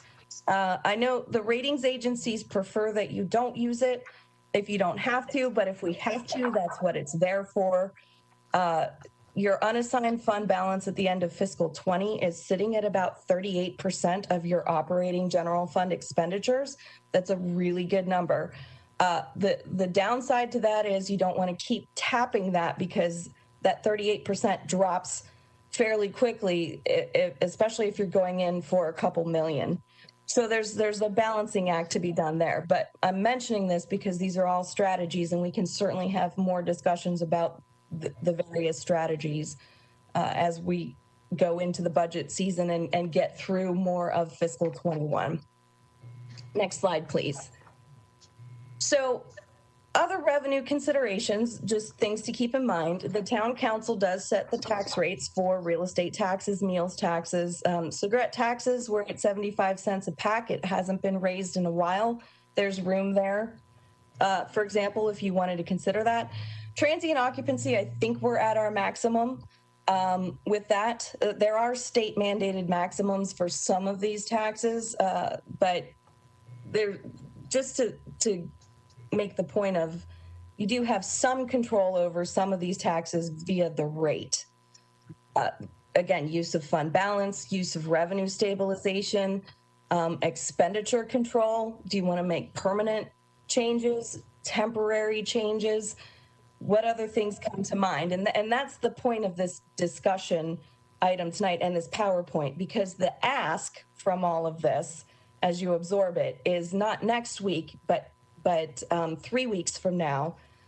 We'll have a resolution at the second public hearing in January for you to adopt with the budget guidance that we should use for fiscal year 22. That being said, we have another work session in between those to discuss. And I know that this is a lot to absorb, and we would certainly want to discuss more ideas and options at the next work session after you've had a chance to absorb this. Next slide, please. So again, this is the ask. Tonight's discussion will ultimately, and the next week's discussion will form the budget guidance. The department's requests were due today. We just want to get obviously a feel for where departments are with their requests. The budget meetings with the departments will start next week and go through January 26th. We'll set up 2x2 meetings with all of you in early February, and those will take place. I'll make sure you have that budget primer in hand before these meetings, just so we can spend time talking about the fiscal year 22 versus the basics, but we're here to answer any questions you might have regardless. Next slide, please. So again, just a conclusion slide of survive, revive, thrive. Our own 2035 vision literally uses the word thrives. Herndon thrives in 2035 by honoring people, enriching lives, celebrating community spirit, championing business, and cultivating a sustainable environment. So the next slide is just, and the next slides after that is just a little bit of extra information. This is normally what we lead in with, which is the state code about the timing for the budget. The proposed budget has to be done before April 1st. The next slide is just the calendar for your reference. This is the high-level calendar. We have to have a budget adopted before the end of the fiscal year. We did push, I think, to May last year just because we needed all that, or I'm sorry, early June last year, because we needed that extra time to pivot what was essentially a completed budget, and then COVID hit. So just keep in mind that you don't want to get too close to the end of June, but there is a little bit of flexibility if you need it in some of these dates on this calendar. And I will stop talking and open it up for any questions or comments. Okay. Does anyone have any questions or comments for our Director of Finance? Ms. Friedrichs. Ms. Friedrich speaking. Jenny, can we get a copy of the PowerPoint so we can really grasp it? I don't think we got it, unless I'm mistaken. Was it on the on Granicus? No, it wasn't. I typically don't have the presentations posted on Granicus, but yes, we can absolutely get that to you. And I'll make sure Judy attaches it to the discussion item on Granicus in the morning. Okay, because looking at those numbers, as Mr. Singh said, as you zip past them, I'm like, what? Wait. It's a lot. It's a lot, and the other question I have is, you gave us a list of different things that we tax. Are you suggesting that we need to raise taxes, or are you, I mean, I know it's our decision, but I'm asking, are you recommending that we bring in more income by raising taxes on cigarettes, or is that just for general information in case that's what we want to do? Just general information. Okay, thanks. That's all I have. Okay, any others? Mr. DeCall? Thank you, Madam Mayor. This is Councilmember DeCall. So I just wanted to add to the same question Councilmember Friedrich asked, especially these presentation. Is it possible to email us the presentation at least a day prior, so we also get chance to prep ourselves, so we don't have to wait till next work session to discuss, but we can prep ourselves, see the numbers, and come up with the question and make it more productive meeting? Certainly. I understand sometimes you have to, create the last minute presentation because of the data and all those things. But if possible, if we can get those at least 24 hours prior, we would be in much better position to discuss. Thank you. This is Bill Ash, Town Manager. I will just say that's on me because Jenny and I were still crunching this 6, 7 o'clock last night and going through the numbers again and talking about the ton of presentation. And once she locked it down, and she sent it to Jeff and me, I failed to send that on to you. So I'll take the hit for that. Totally understood. Thank you. Okay, thank you. Mr. Singh? Mr. Singh, you're muted. We can't hear you. Okay. A number of things go through my mind. And of course, the first thing I said was I think that some of these projections are optimistic. What I would like to see, I know you have mentioned that here and made the presentation, but some of the assumptions that you're making in making them is what I think we can understand. By the way, I have analyzed many municipal budgets as a part of my practice long ago. So these assumptions are ones that are important. There's some assumptions all along the way. I think some, as you maybe go by slide, you say, okay, here are the assumptions that under which we are working. And then we can respond. What I would like to do is to respond in writing to you on some of these things, if that is okay. The other thing that goes to my mind is that, the Fairfax County assumed that the real estate tax, residential real estate tax, will go up by maybe 3%. The reason they make assumption of that kind is because they've been doing it every year.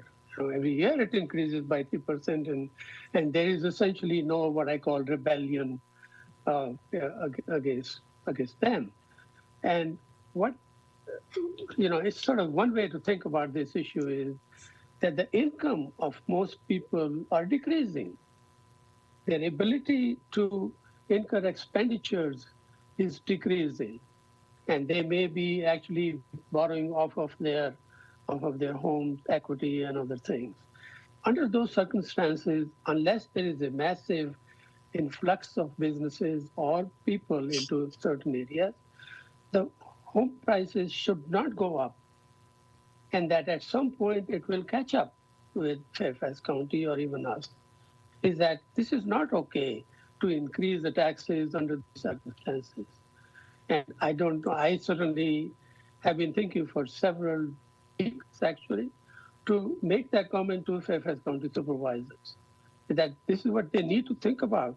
It is not okay for them to say, we are going to increase the taxes under these circumstances.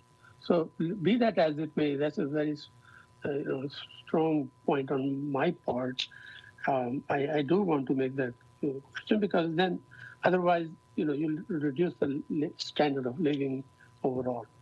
I don't know. I had another point. I guess I get sometimes emotional about the automatic residential increases. When I become emotional, I lose track of my thoughts. So pardon me, but I'm going to. It's not coming to me that second point that I was another point I was going to make. So I'm going to stop here unless the thought comes back again to me. Thank you very much.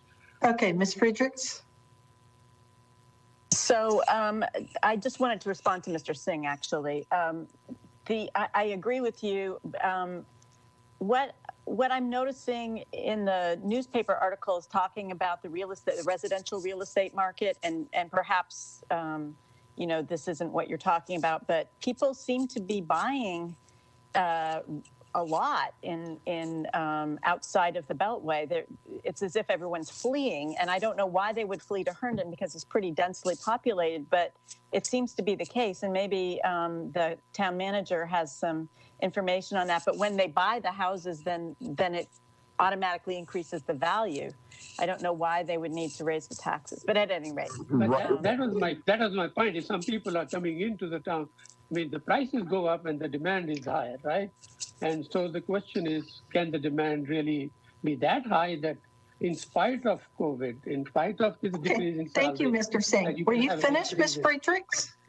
Well, what Mr. Singh said is exactly right. And it sounds like Mr. Town Manager has an answer for us. Yes, Madam Mayor. As we all know, there are two parts to the tax question in real estate tax. There's the assessment done by the county assessor, and then the rate set by the Board of Supervisors, or this board or this town council sets a rate for the Herndon town. What we're talking about here is assuming the rates remains equal. The assessments are rising based on exactly the market forces that Ms. Friedrichs is talking about. What we're seeing in Herndon is sales of houses going within hours, if not days, when they go on the market at above market prices. Now, this creates a couple issues. Number one is that will cause that assessment price to creep. So that assessment cost will creep up, and that's with the 3% that I think Jenny's referring to. Second thing is it does, and this is a cautionary note. It's something Jenny and I've talked extensively about, and that is if it continues on that trend, we could be having another bubble starting to form that we need to keep an eye on, because should something happen to the market, you're going to see a massive constriction of that assessment level that will then impact us adversely. But to our point, it's going to impact all the other jurisdictions that have a heavier dependence on real estate taxes, more so than ours, but it will still affect us in a very dramatic way. Okay, Mr. Singh, Mr. Vice Mayor, have the next question, please. Thank you, Madam Mayor. This is Cesar, and I'll totally agree with what the town manager just said. And by the way, it's due to the interest rates being incredibly historically low. My question or comment is to our wonderful finance director. On slide 10, I took notes. And by the way, I will preface this with the folks that advised me, my portfolio managers, about the economic downturn in 2019, I echoed that would happen. They didn't predict COVID, but they predicted a major economic downturn. They're telling me the same thing. It's not going to be, so the gradual recovery, general summer time, I just think that's not going to happen. And again, I'm not criticizing anyone. I'm just giving you information that I've been given. Sure. The point also that there will be larger variances between the forecast and the actual revenues. Take that and just make that the hallmark of the budget for the next 24 months. I said it in 2019. I'll say it again.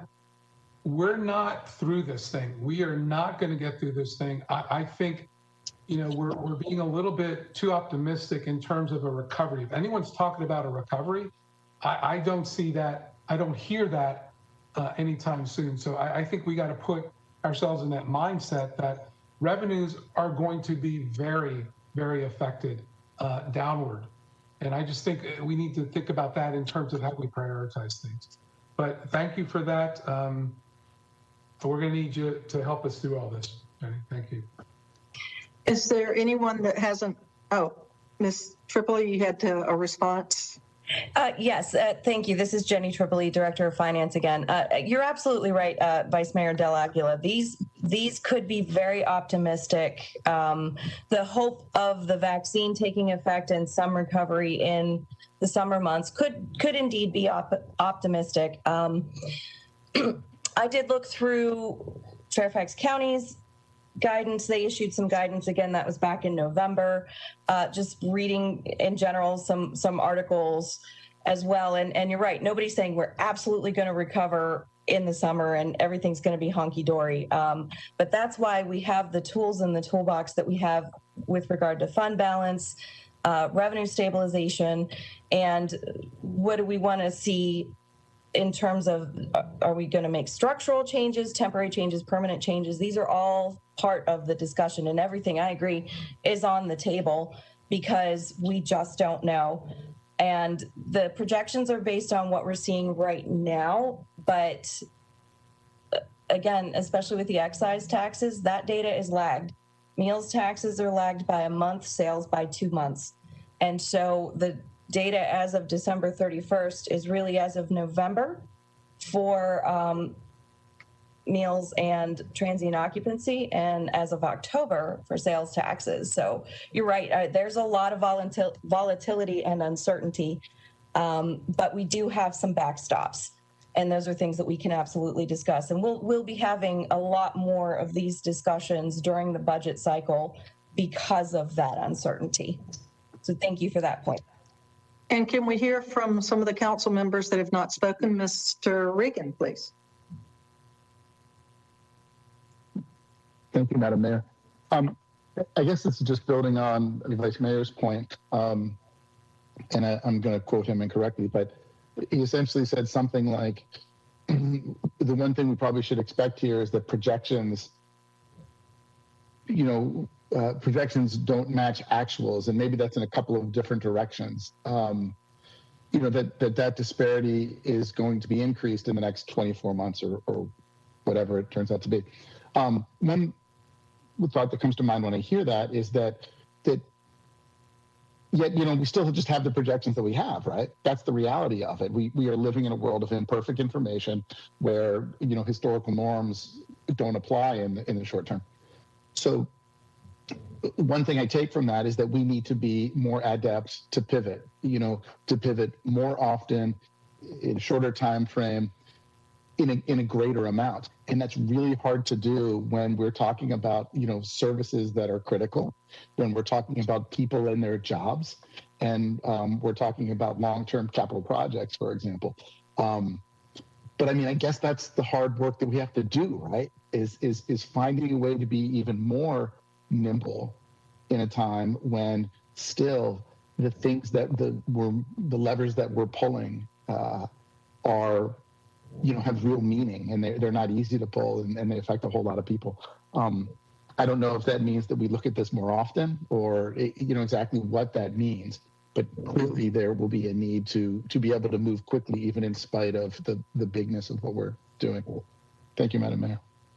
And I haven't heard from Mr. DeCall or Ms. Alum. Do you have any comments? No, I'm ready. Thank you. Thank you. You're good? Okay. Mr. Singh. I recovered and wanted to question us.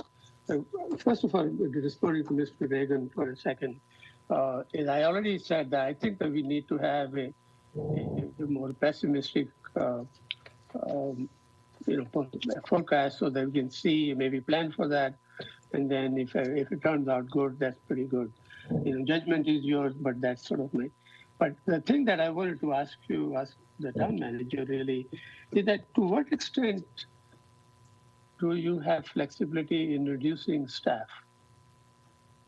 Because at the federal level, when Mr. Reagan came in, I remember they just simply said, we're going to reduce the staff and they did. And those were some very depressive. I think it was 1984 when there was increase, very large deficit in the federal government. So they cut out a lot of the agencies and or sub agencies and all that. So what have you ever gotten an answer for that? Thank you.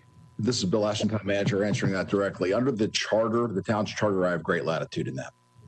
Quite frankly, simply put, I have great latitude in staff reductions. That said, that is something that has been something we have talked about very soberly, and theoretically, it is something that we understand that once we remove good staff from this organization, that when we do recover, it's going to be hard to replace them coming back.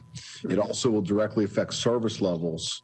And in the conversations I've had with the previous council, and I'll have with you all as well, before we get to that point, we need to have a frank service level conversation to understand where we want to target those.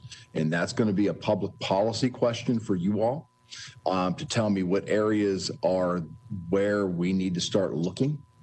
And I also agree with best practices if we should have to do this. A conversation the council member, or now Vice Mayor DeLaguila, and I've had in the past about there are ways to do it. And when you do it, you want to do it one time, not multiple times, and other similar best practices. It is something we have thought about, especially when after we have reduced the budget with capital and O&M, with the $5.5 million sequestered this year, we went from 67% of our operating budget being personnel up to 75%. So where do we go next? If that reduction of 5.5 million is enough, where do we go next? And 75% is the number sitting out there. Now that said, that's not a decision we intend to take lightly. We can talk about other strategies to perhaps weather it or delay the decision even more. Case in point, revenue stabilization or our great fiscal position in terms of reserves. We can certainly look at doing something there to help us weather the storm a little bit longer. But ultimately, that certainly could be something that is discussed, especially as this crisis endures. If we don't see light at the end of the tunnel, if it is more pessimistic. And just to put a finer point on the pessimism, Jenny's projections from here forward are still under the assumptions she started with, which is 50% reduction in meals, 75% reduction in transient lodging, and various other assumptions that we had placed into last year's budget model that is available, and we can certainly share that with you. But that being said, to your direct question, I do have latitude under the charter to do precisely that. The staff is staffing to meet the town's policy objectives is in my purview, and it's something that we can do if it is necessary. But it's something I'm not taking lightly. Well, I, if you don't mind, if you do have something written up, I know it may be in the charter, but some other guidance with respect to that gives you the flexibility. I'd like to see that. And if there is anything written up which says that this is the authority, this is what I can do, you know what I mean? A little more detail than saying, well, it's in the charter, you know what I mean? So I would like to certainly see that because that's very important. Okay, thank you. And anyone can pull the charter up. It's on our website. I'm Ms. not looking Friedrichs? for charter, ma'am. Ms. Friedrichs? I'm sorry. Yes, ma'am. So I want to put my agreement with the Vice Mayor, Mr. Singh, and all of those who have spoken. I'm less concerned about the COVID at this point, although it's a terrible issue, but I do believe that the town is running into two things. Well, one thing that is special to us, which is we're putting the metro area is being redeveloped, and so there are a lot of businesses moving out of those buildings to allow for the redevelopment, which means we're going to lose revenue on those. And we were going to lose that anyway. But in addition, I think people are probably not going to return to large-scale office buildings for quite some time, if ever, which means that a lot of the revenues that we depend on are probably not going to come back regardless of the COVID vaccine. Or they're not going to come back in the near future, as Jenny's projected out. It could be 3 or 4 or 5 years. I did have a question separate, and I hate to move away from this, but I think we've all really echoed the same sentiments. But have we returned any COVID money, or were we asked to return any COVID money? CARES Act money, pardon me. Jenny? This is Jenny Tripoli, Director of Finance. No, we're actively being audited right now. Okay. Fairfax County is the prime recipient, and so they will be audited by the feds. They're getting a jump on that by auditing us first, which is, of course, I would do the same in their position. We're also now undergoing the single audit for the CARES Act because our auditors wanted to wait for the guidance from the feds, which came out, I think, on New Year's Eve, I want to say.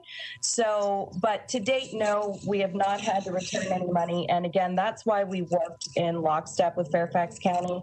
I actually meet with them once a week, as does the treasurer of Vienna and the treasurer of Clifton, just to make sure we're in lockstep with them about our usage of the CARES money. And we definitely were very conservative. We used it for things that were pretty much unquestionable for precisely that reason, so that we wouldn't end up being in a position where we had to stroke a big check back to the feds. Another question, you mentioned earlier that we were not as able to utilize, or we didn't have as much flexibility to utilize CARES Act money as counties and cities do. Is that because the county has put more restrictions on us, or what? It's state code, and I'll ask the town attorney to correct me if I misspeak, but we are not permitted to give money to private businesses under the state code. So, but Fairfax County could through its EDA and its other arms that gives it that flexibility. And again, Herndon businesses definitely were part of Fairfax County's RISE program. It was a lottery type selection. So in addition to having the mechanism, Fairfax County also had the staff to be able to undertake that.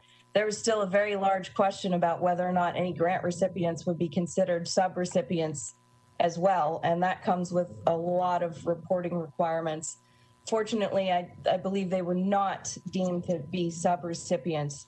But Fairfax County was definitely able to handle that type of program, whereas our structure was not set up to do that. Our structure isn't under the state code, and that's any town. Okay, thank you. I appreciate it, Jenny. Okay, lots of good discussion. I think one of the things for the folks that weren't on the council last term, but you were probably paying attention, and our staff did an excellent job of really cutting the cost and making sure that we kept as many staff as we could, especially when they took away the picking up of yard waste. Just, some people would think that's a little thing, but it was pretty big to people that do have any types of yards. But I think it helped us in the end and helped us survive. And I look forward to the continued discussion on our budget, as it isn't a one-time deal. We'll be discussing this for the next several months. And with that, we are now moving into the roundtable. So the next portion of our agenda, just want to make sure everyone that's new, the next portion is reserved for roundtable comments by the council members. And each council member, please keep your comments to about 5 minutes. We do have another meeting to go into after this. And I will let you up. Mr. Vice Mayor, you're first. Madam Mayor, if I could ask the moderator to share the slides I sent earlier. I'll start my 5 minutes now when the slides are shared.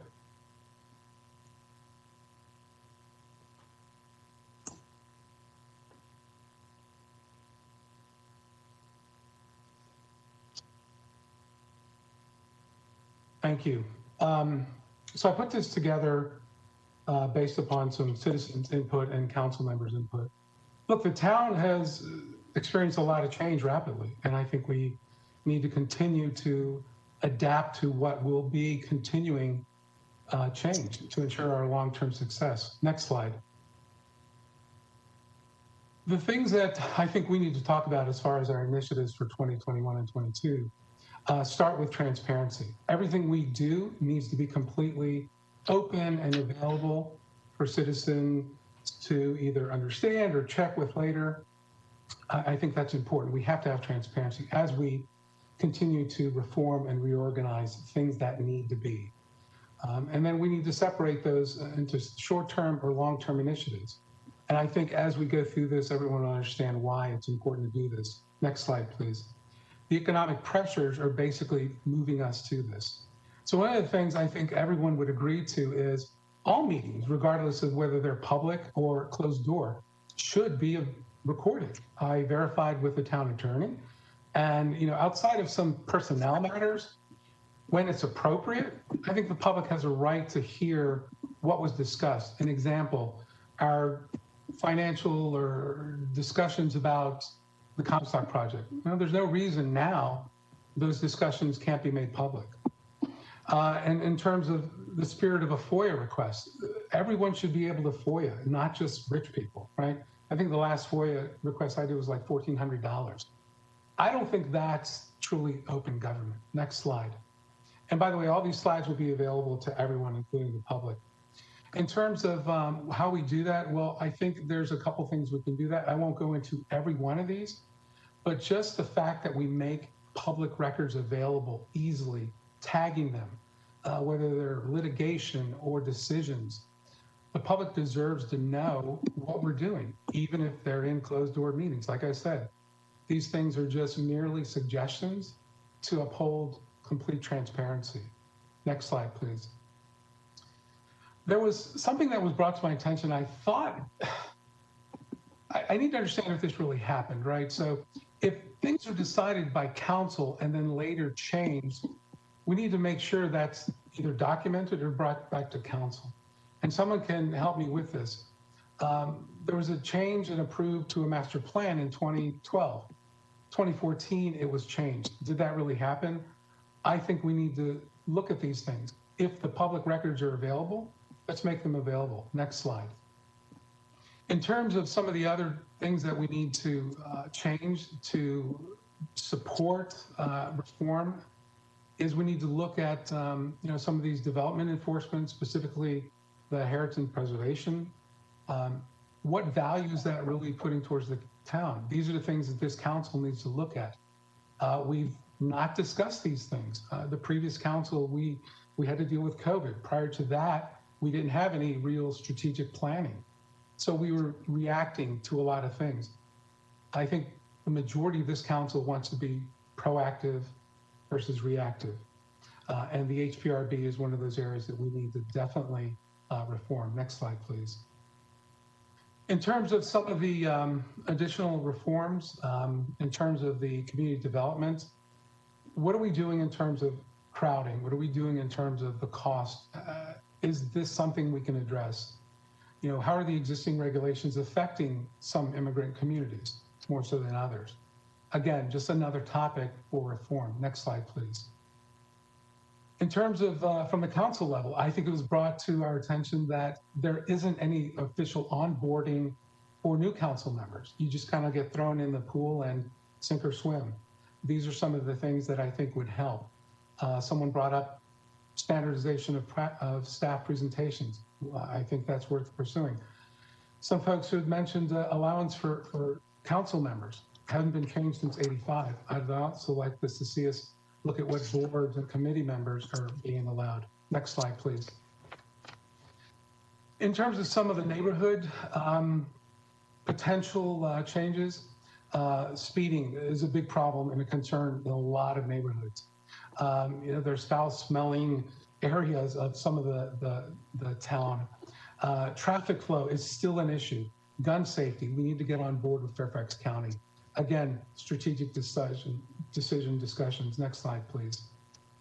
And in terms of the multicultural board, Friday Night Live, many of us would like to see that more diverse. I think the town is diverse enough that we can have more inclusive activities sponsored by either the town or other organizations. How are we using the community center? Is it really benefiting the entire community? These are things that we need to discuss. Next slide, please. So I'll go into these at some other time. I'll leave those for the folks to decide. Next slide, please.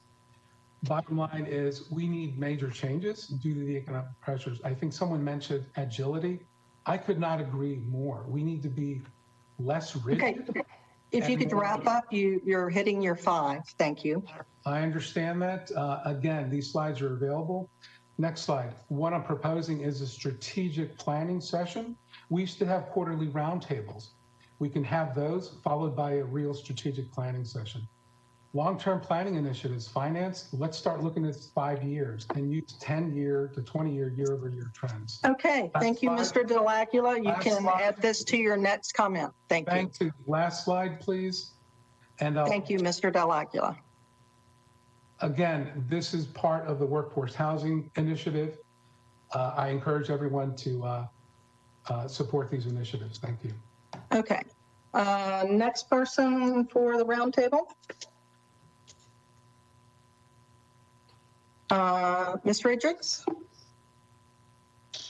I just want to briefly, well, first commend the presentation, which I thought had lots of stuff in it that I definitely would like to see happen, and some of it I'm very passionate about. But I also wanted to thank the staff for this morning's housing presentation, which I think was really good. I would like to see, there was some discussion of it being one of a series, and in case it is one of a series, I would really like a presentation that goes through how the financials of a workforce housing project work. One of the questions I asked this morning, which never got satisfactorily answered to my needs, was how sustainable is this? How are we going to, if we are in a position of having affordable housing for the workforces, how do we make sure it stays workforce housing?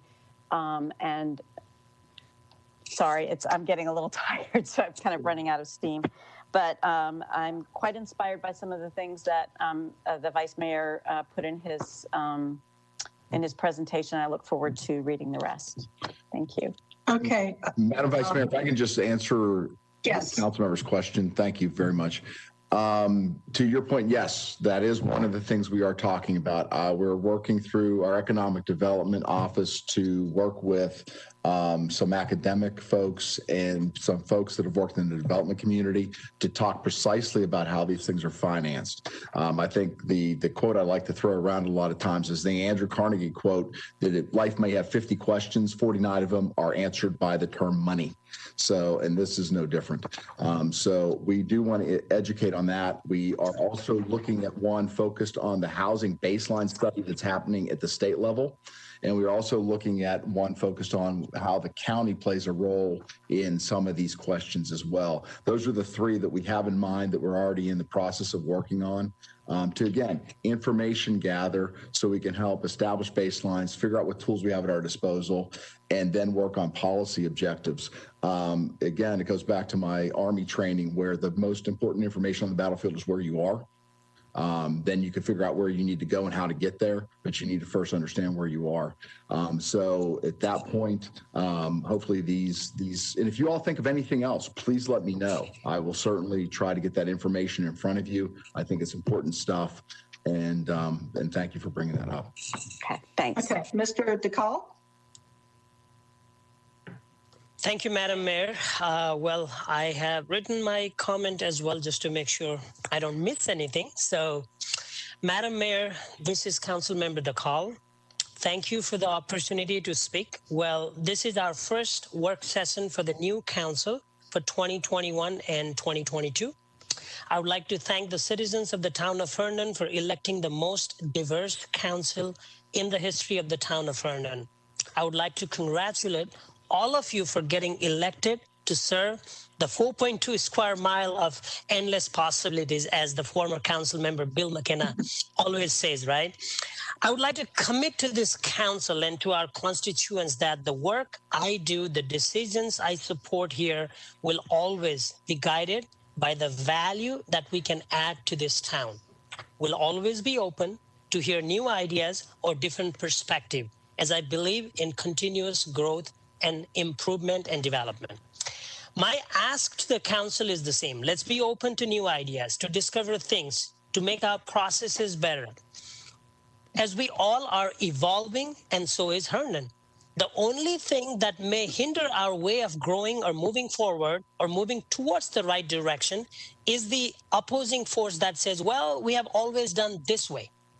But I'm very hopeful that this council doesn't think that way, and we will be able to accomplish many things that will just enhance the greatness of this town already has. So we will always preserve that what works, but that will be our benchmark, and to do better from there. So whatever is working, we will preserve, but we will make sure we will do better from there. Change is the only constant, and as a local government, we can serve our constituents better only when we are open to new ideas.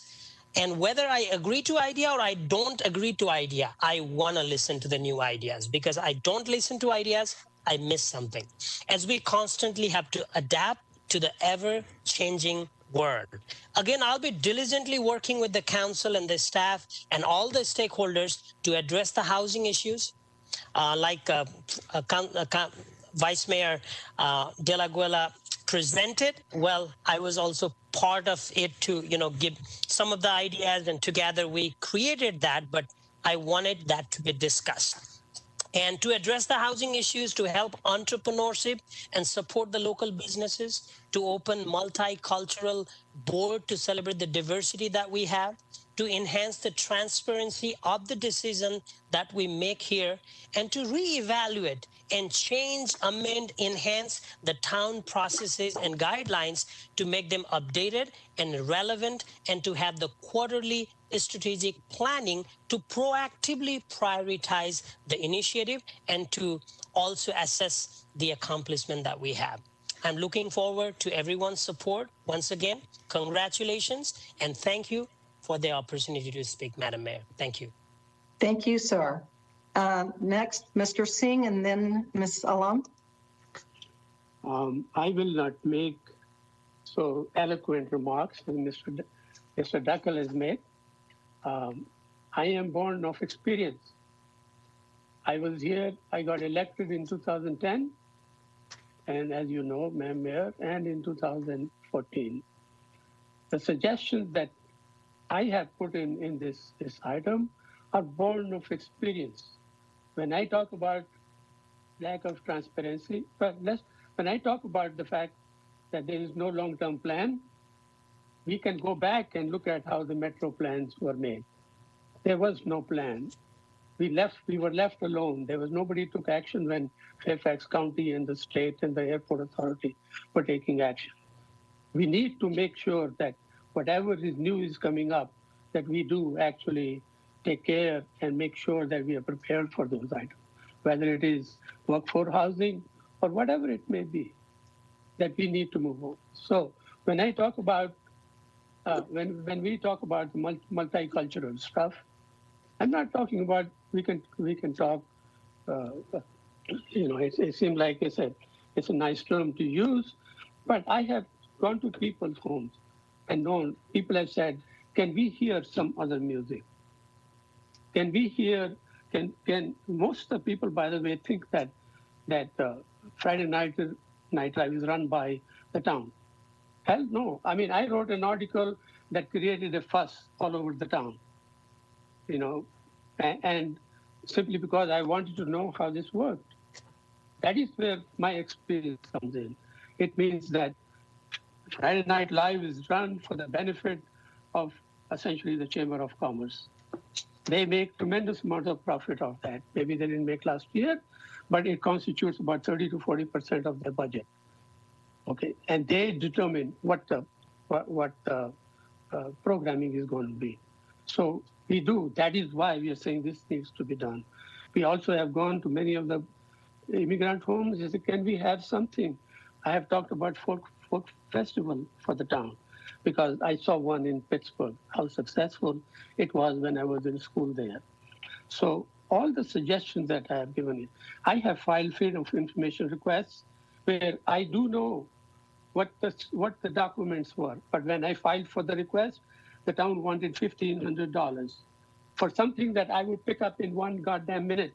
I know which shelf it was on all those reports, but no, the way the system was being run is that they made it impossible for us to have any documents. So all of the suggestions that I have given there, has been, again, are born of experience. So we can, and as I said before, democracy dies when you have this darkness. I have fought for all those, the cost of the land or the value of the land or the cost of construction.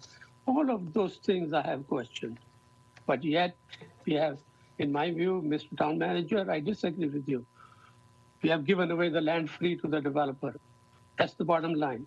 We can talk. I can give you the telephone number. You can defend your numbers, and I can defend my numbers. I have no doubt. I have good faith in my thing. So again, it depends on the 30 years of experience in consulting business. That is why those things are there. I would like us to develop standards that are best in the country, best in the certainly in the state, so that we first, in order to do that, we first need to go back to the Tom Vested years, where we could find the whatever reports we wanted to find. We wanted to get scanned copies of these things. The people paid very little, few dollars to get these documents. But now you have put roadblocks after roadblocks after roadblocks. When I also talk about the minutes of our meetings, you go back, all the articles that I wrote because those articles were based on your minutes of the meeting. They were detailed, they said who said what, and I did that one after another. Now, most of the people in the town say, we don't know what is going on, and the answer has been, well, watch the videos. Who wants to spend 3 hours, 4 hours watching the videos? But in 20 minutes, you can see what all went on in the given session. We want to do much better than what we used to do before. Again, this is born of experience that we have. And the passion on my part that we must be the best. The government actually serves the people, not just a few, but everybody. Okay, thank you. You need to wrap up. And it is just the few who came after me. And you know that, everybody knows that. And I think that. Okay, you can wrap up now, Mr. Singh. Thank you very much, ma'am. I don't need, these issues need to be discussed and we need to put them on our agenda. Okay. Ms. Alam?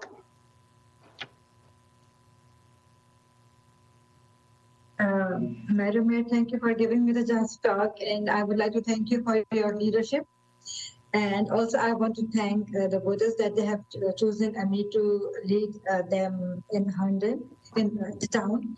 And I'm listening to everybody, and I'm open to the opinions of my town council members.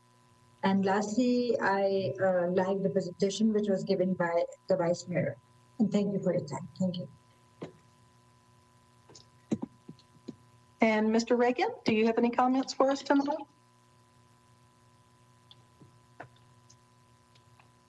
Sure. Thank you, Madam Mayor.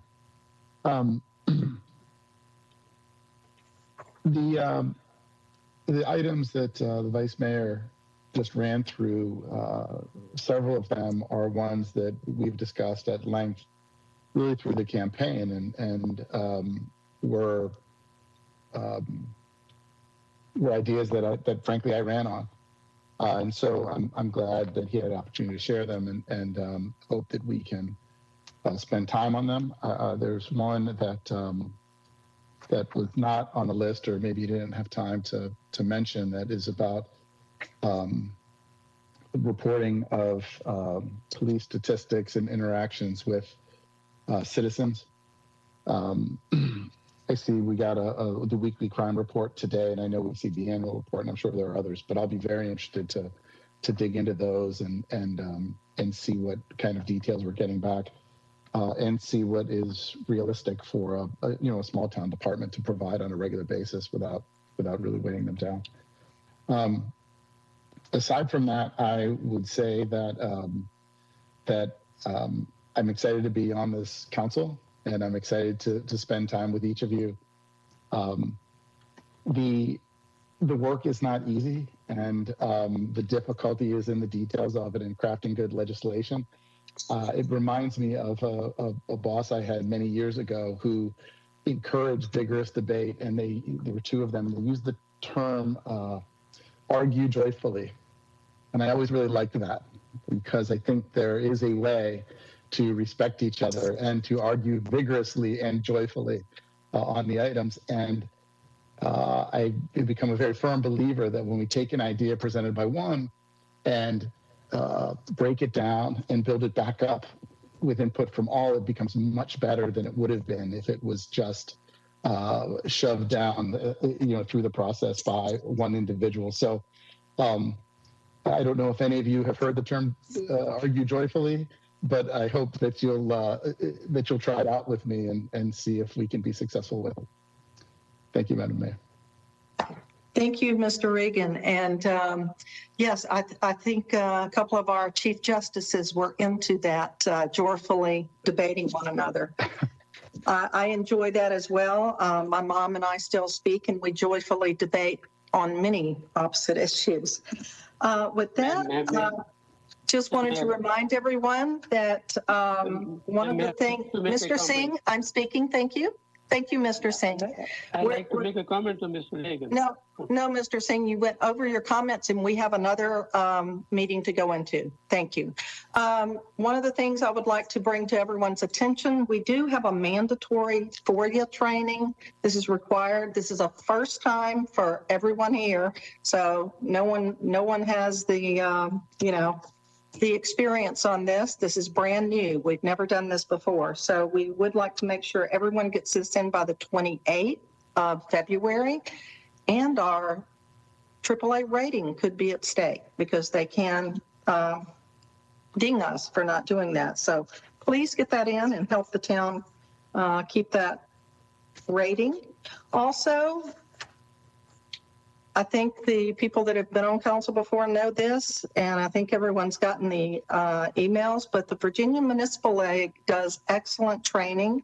Tomorrow, there will be a training from 10 to 3, and I know a few of my colleagues have signed up to go on that, but they will they do give a lot of information, and it's also a great way to meet people from across the state that have run into similar things that we've run into, and it makes a great place to find out how things have taken place in other communities as well. So I encourage any of you that can to take part in that. And I know that 2020 was considered this year that everyone was just glad to be done. I actually had a few nice things happen that I thought I would share. My future daughter-in-law graduated with her degree in veterinarian medicine. I didn't get to go to the graduation in May, but I watched it virtually. She's now a successful veterinarian in Norfolk.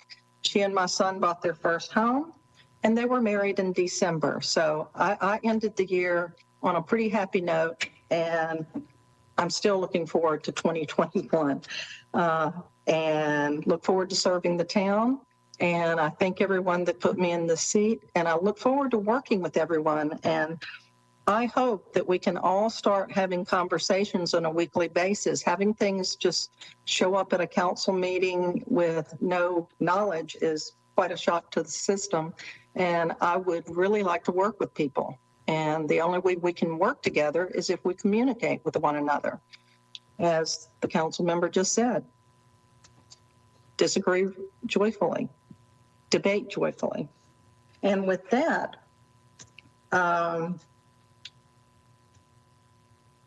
one other thing, we're all going to be getting our statements of economic interest out, and they're going to be due February 1st. So that's going to be a really quick turnaround. So please get those in, or we will have the Board of Elections breathing down everyone's throat.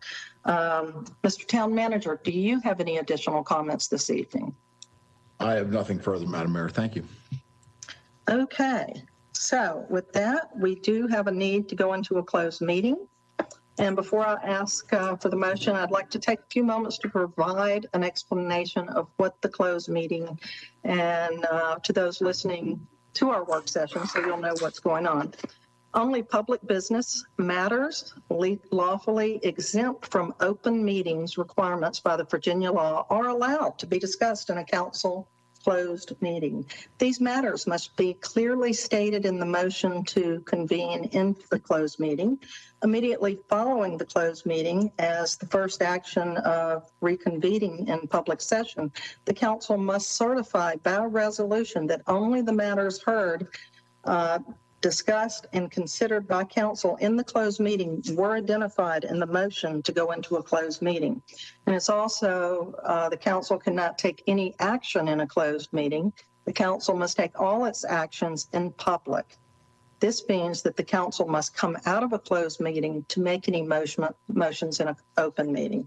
I'll continue to encourage all of my council members to reach out and speak with me, myself, the town attorney and the town manager, as well as one another, so that we can all work together in this. And with that, I'm going to ask if there's a motion to section 2.2-3711A1 of the Code of Virginia for discussion of prospective candidates relative to appointments to boards and commissions. So moved, Madam Mayor. This is Signe. Thank you, Ms. Fredericks. Is there a second? Mr. DeCall, second. Thank you. And is there a discussion on this motion? With that, I'll ask the clerk to call the roll, please.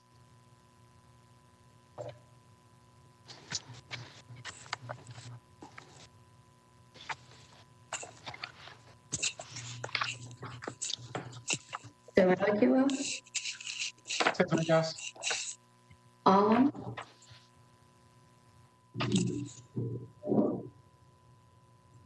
DeCall, yes. Friedrichs, Friedrichs, yes. Reagan, Reagan, yes. Singh, Singh, Olam, yes. That was 7-0, and the time is 9:36, and we're going to take a 5-minute recess while the room is cleared, and we'll come back to our closed meeting.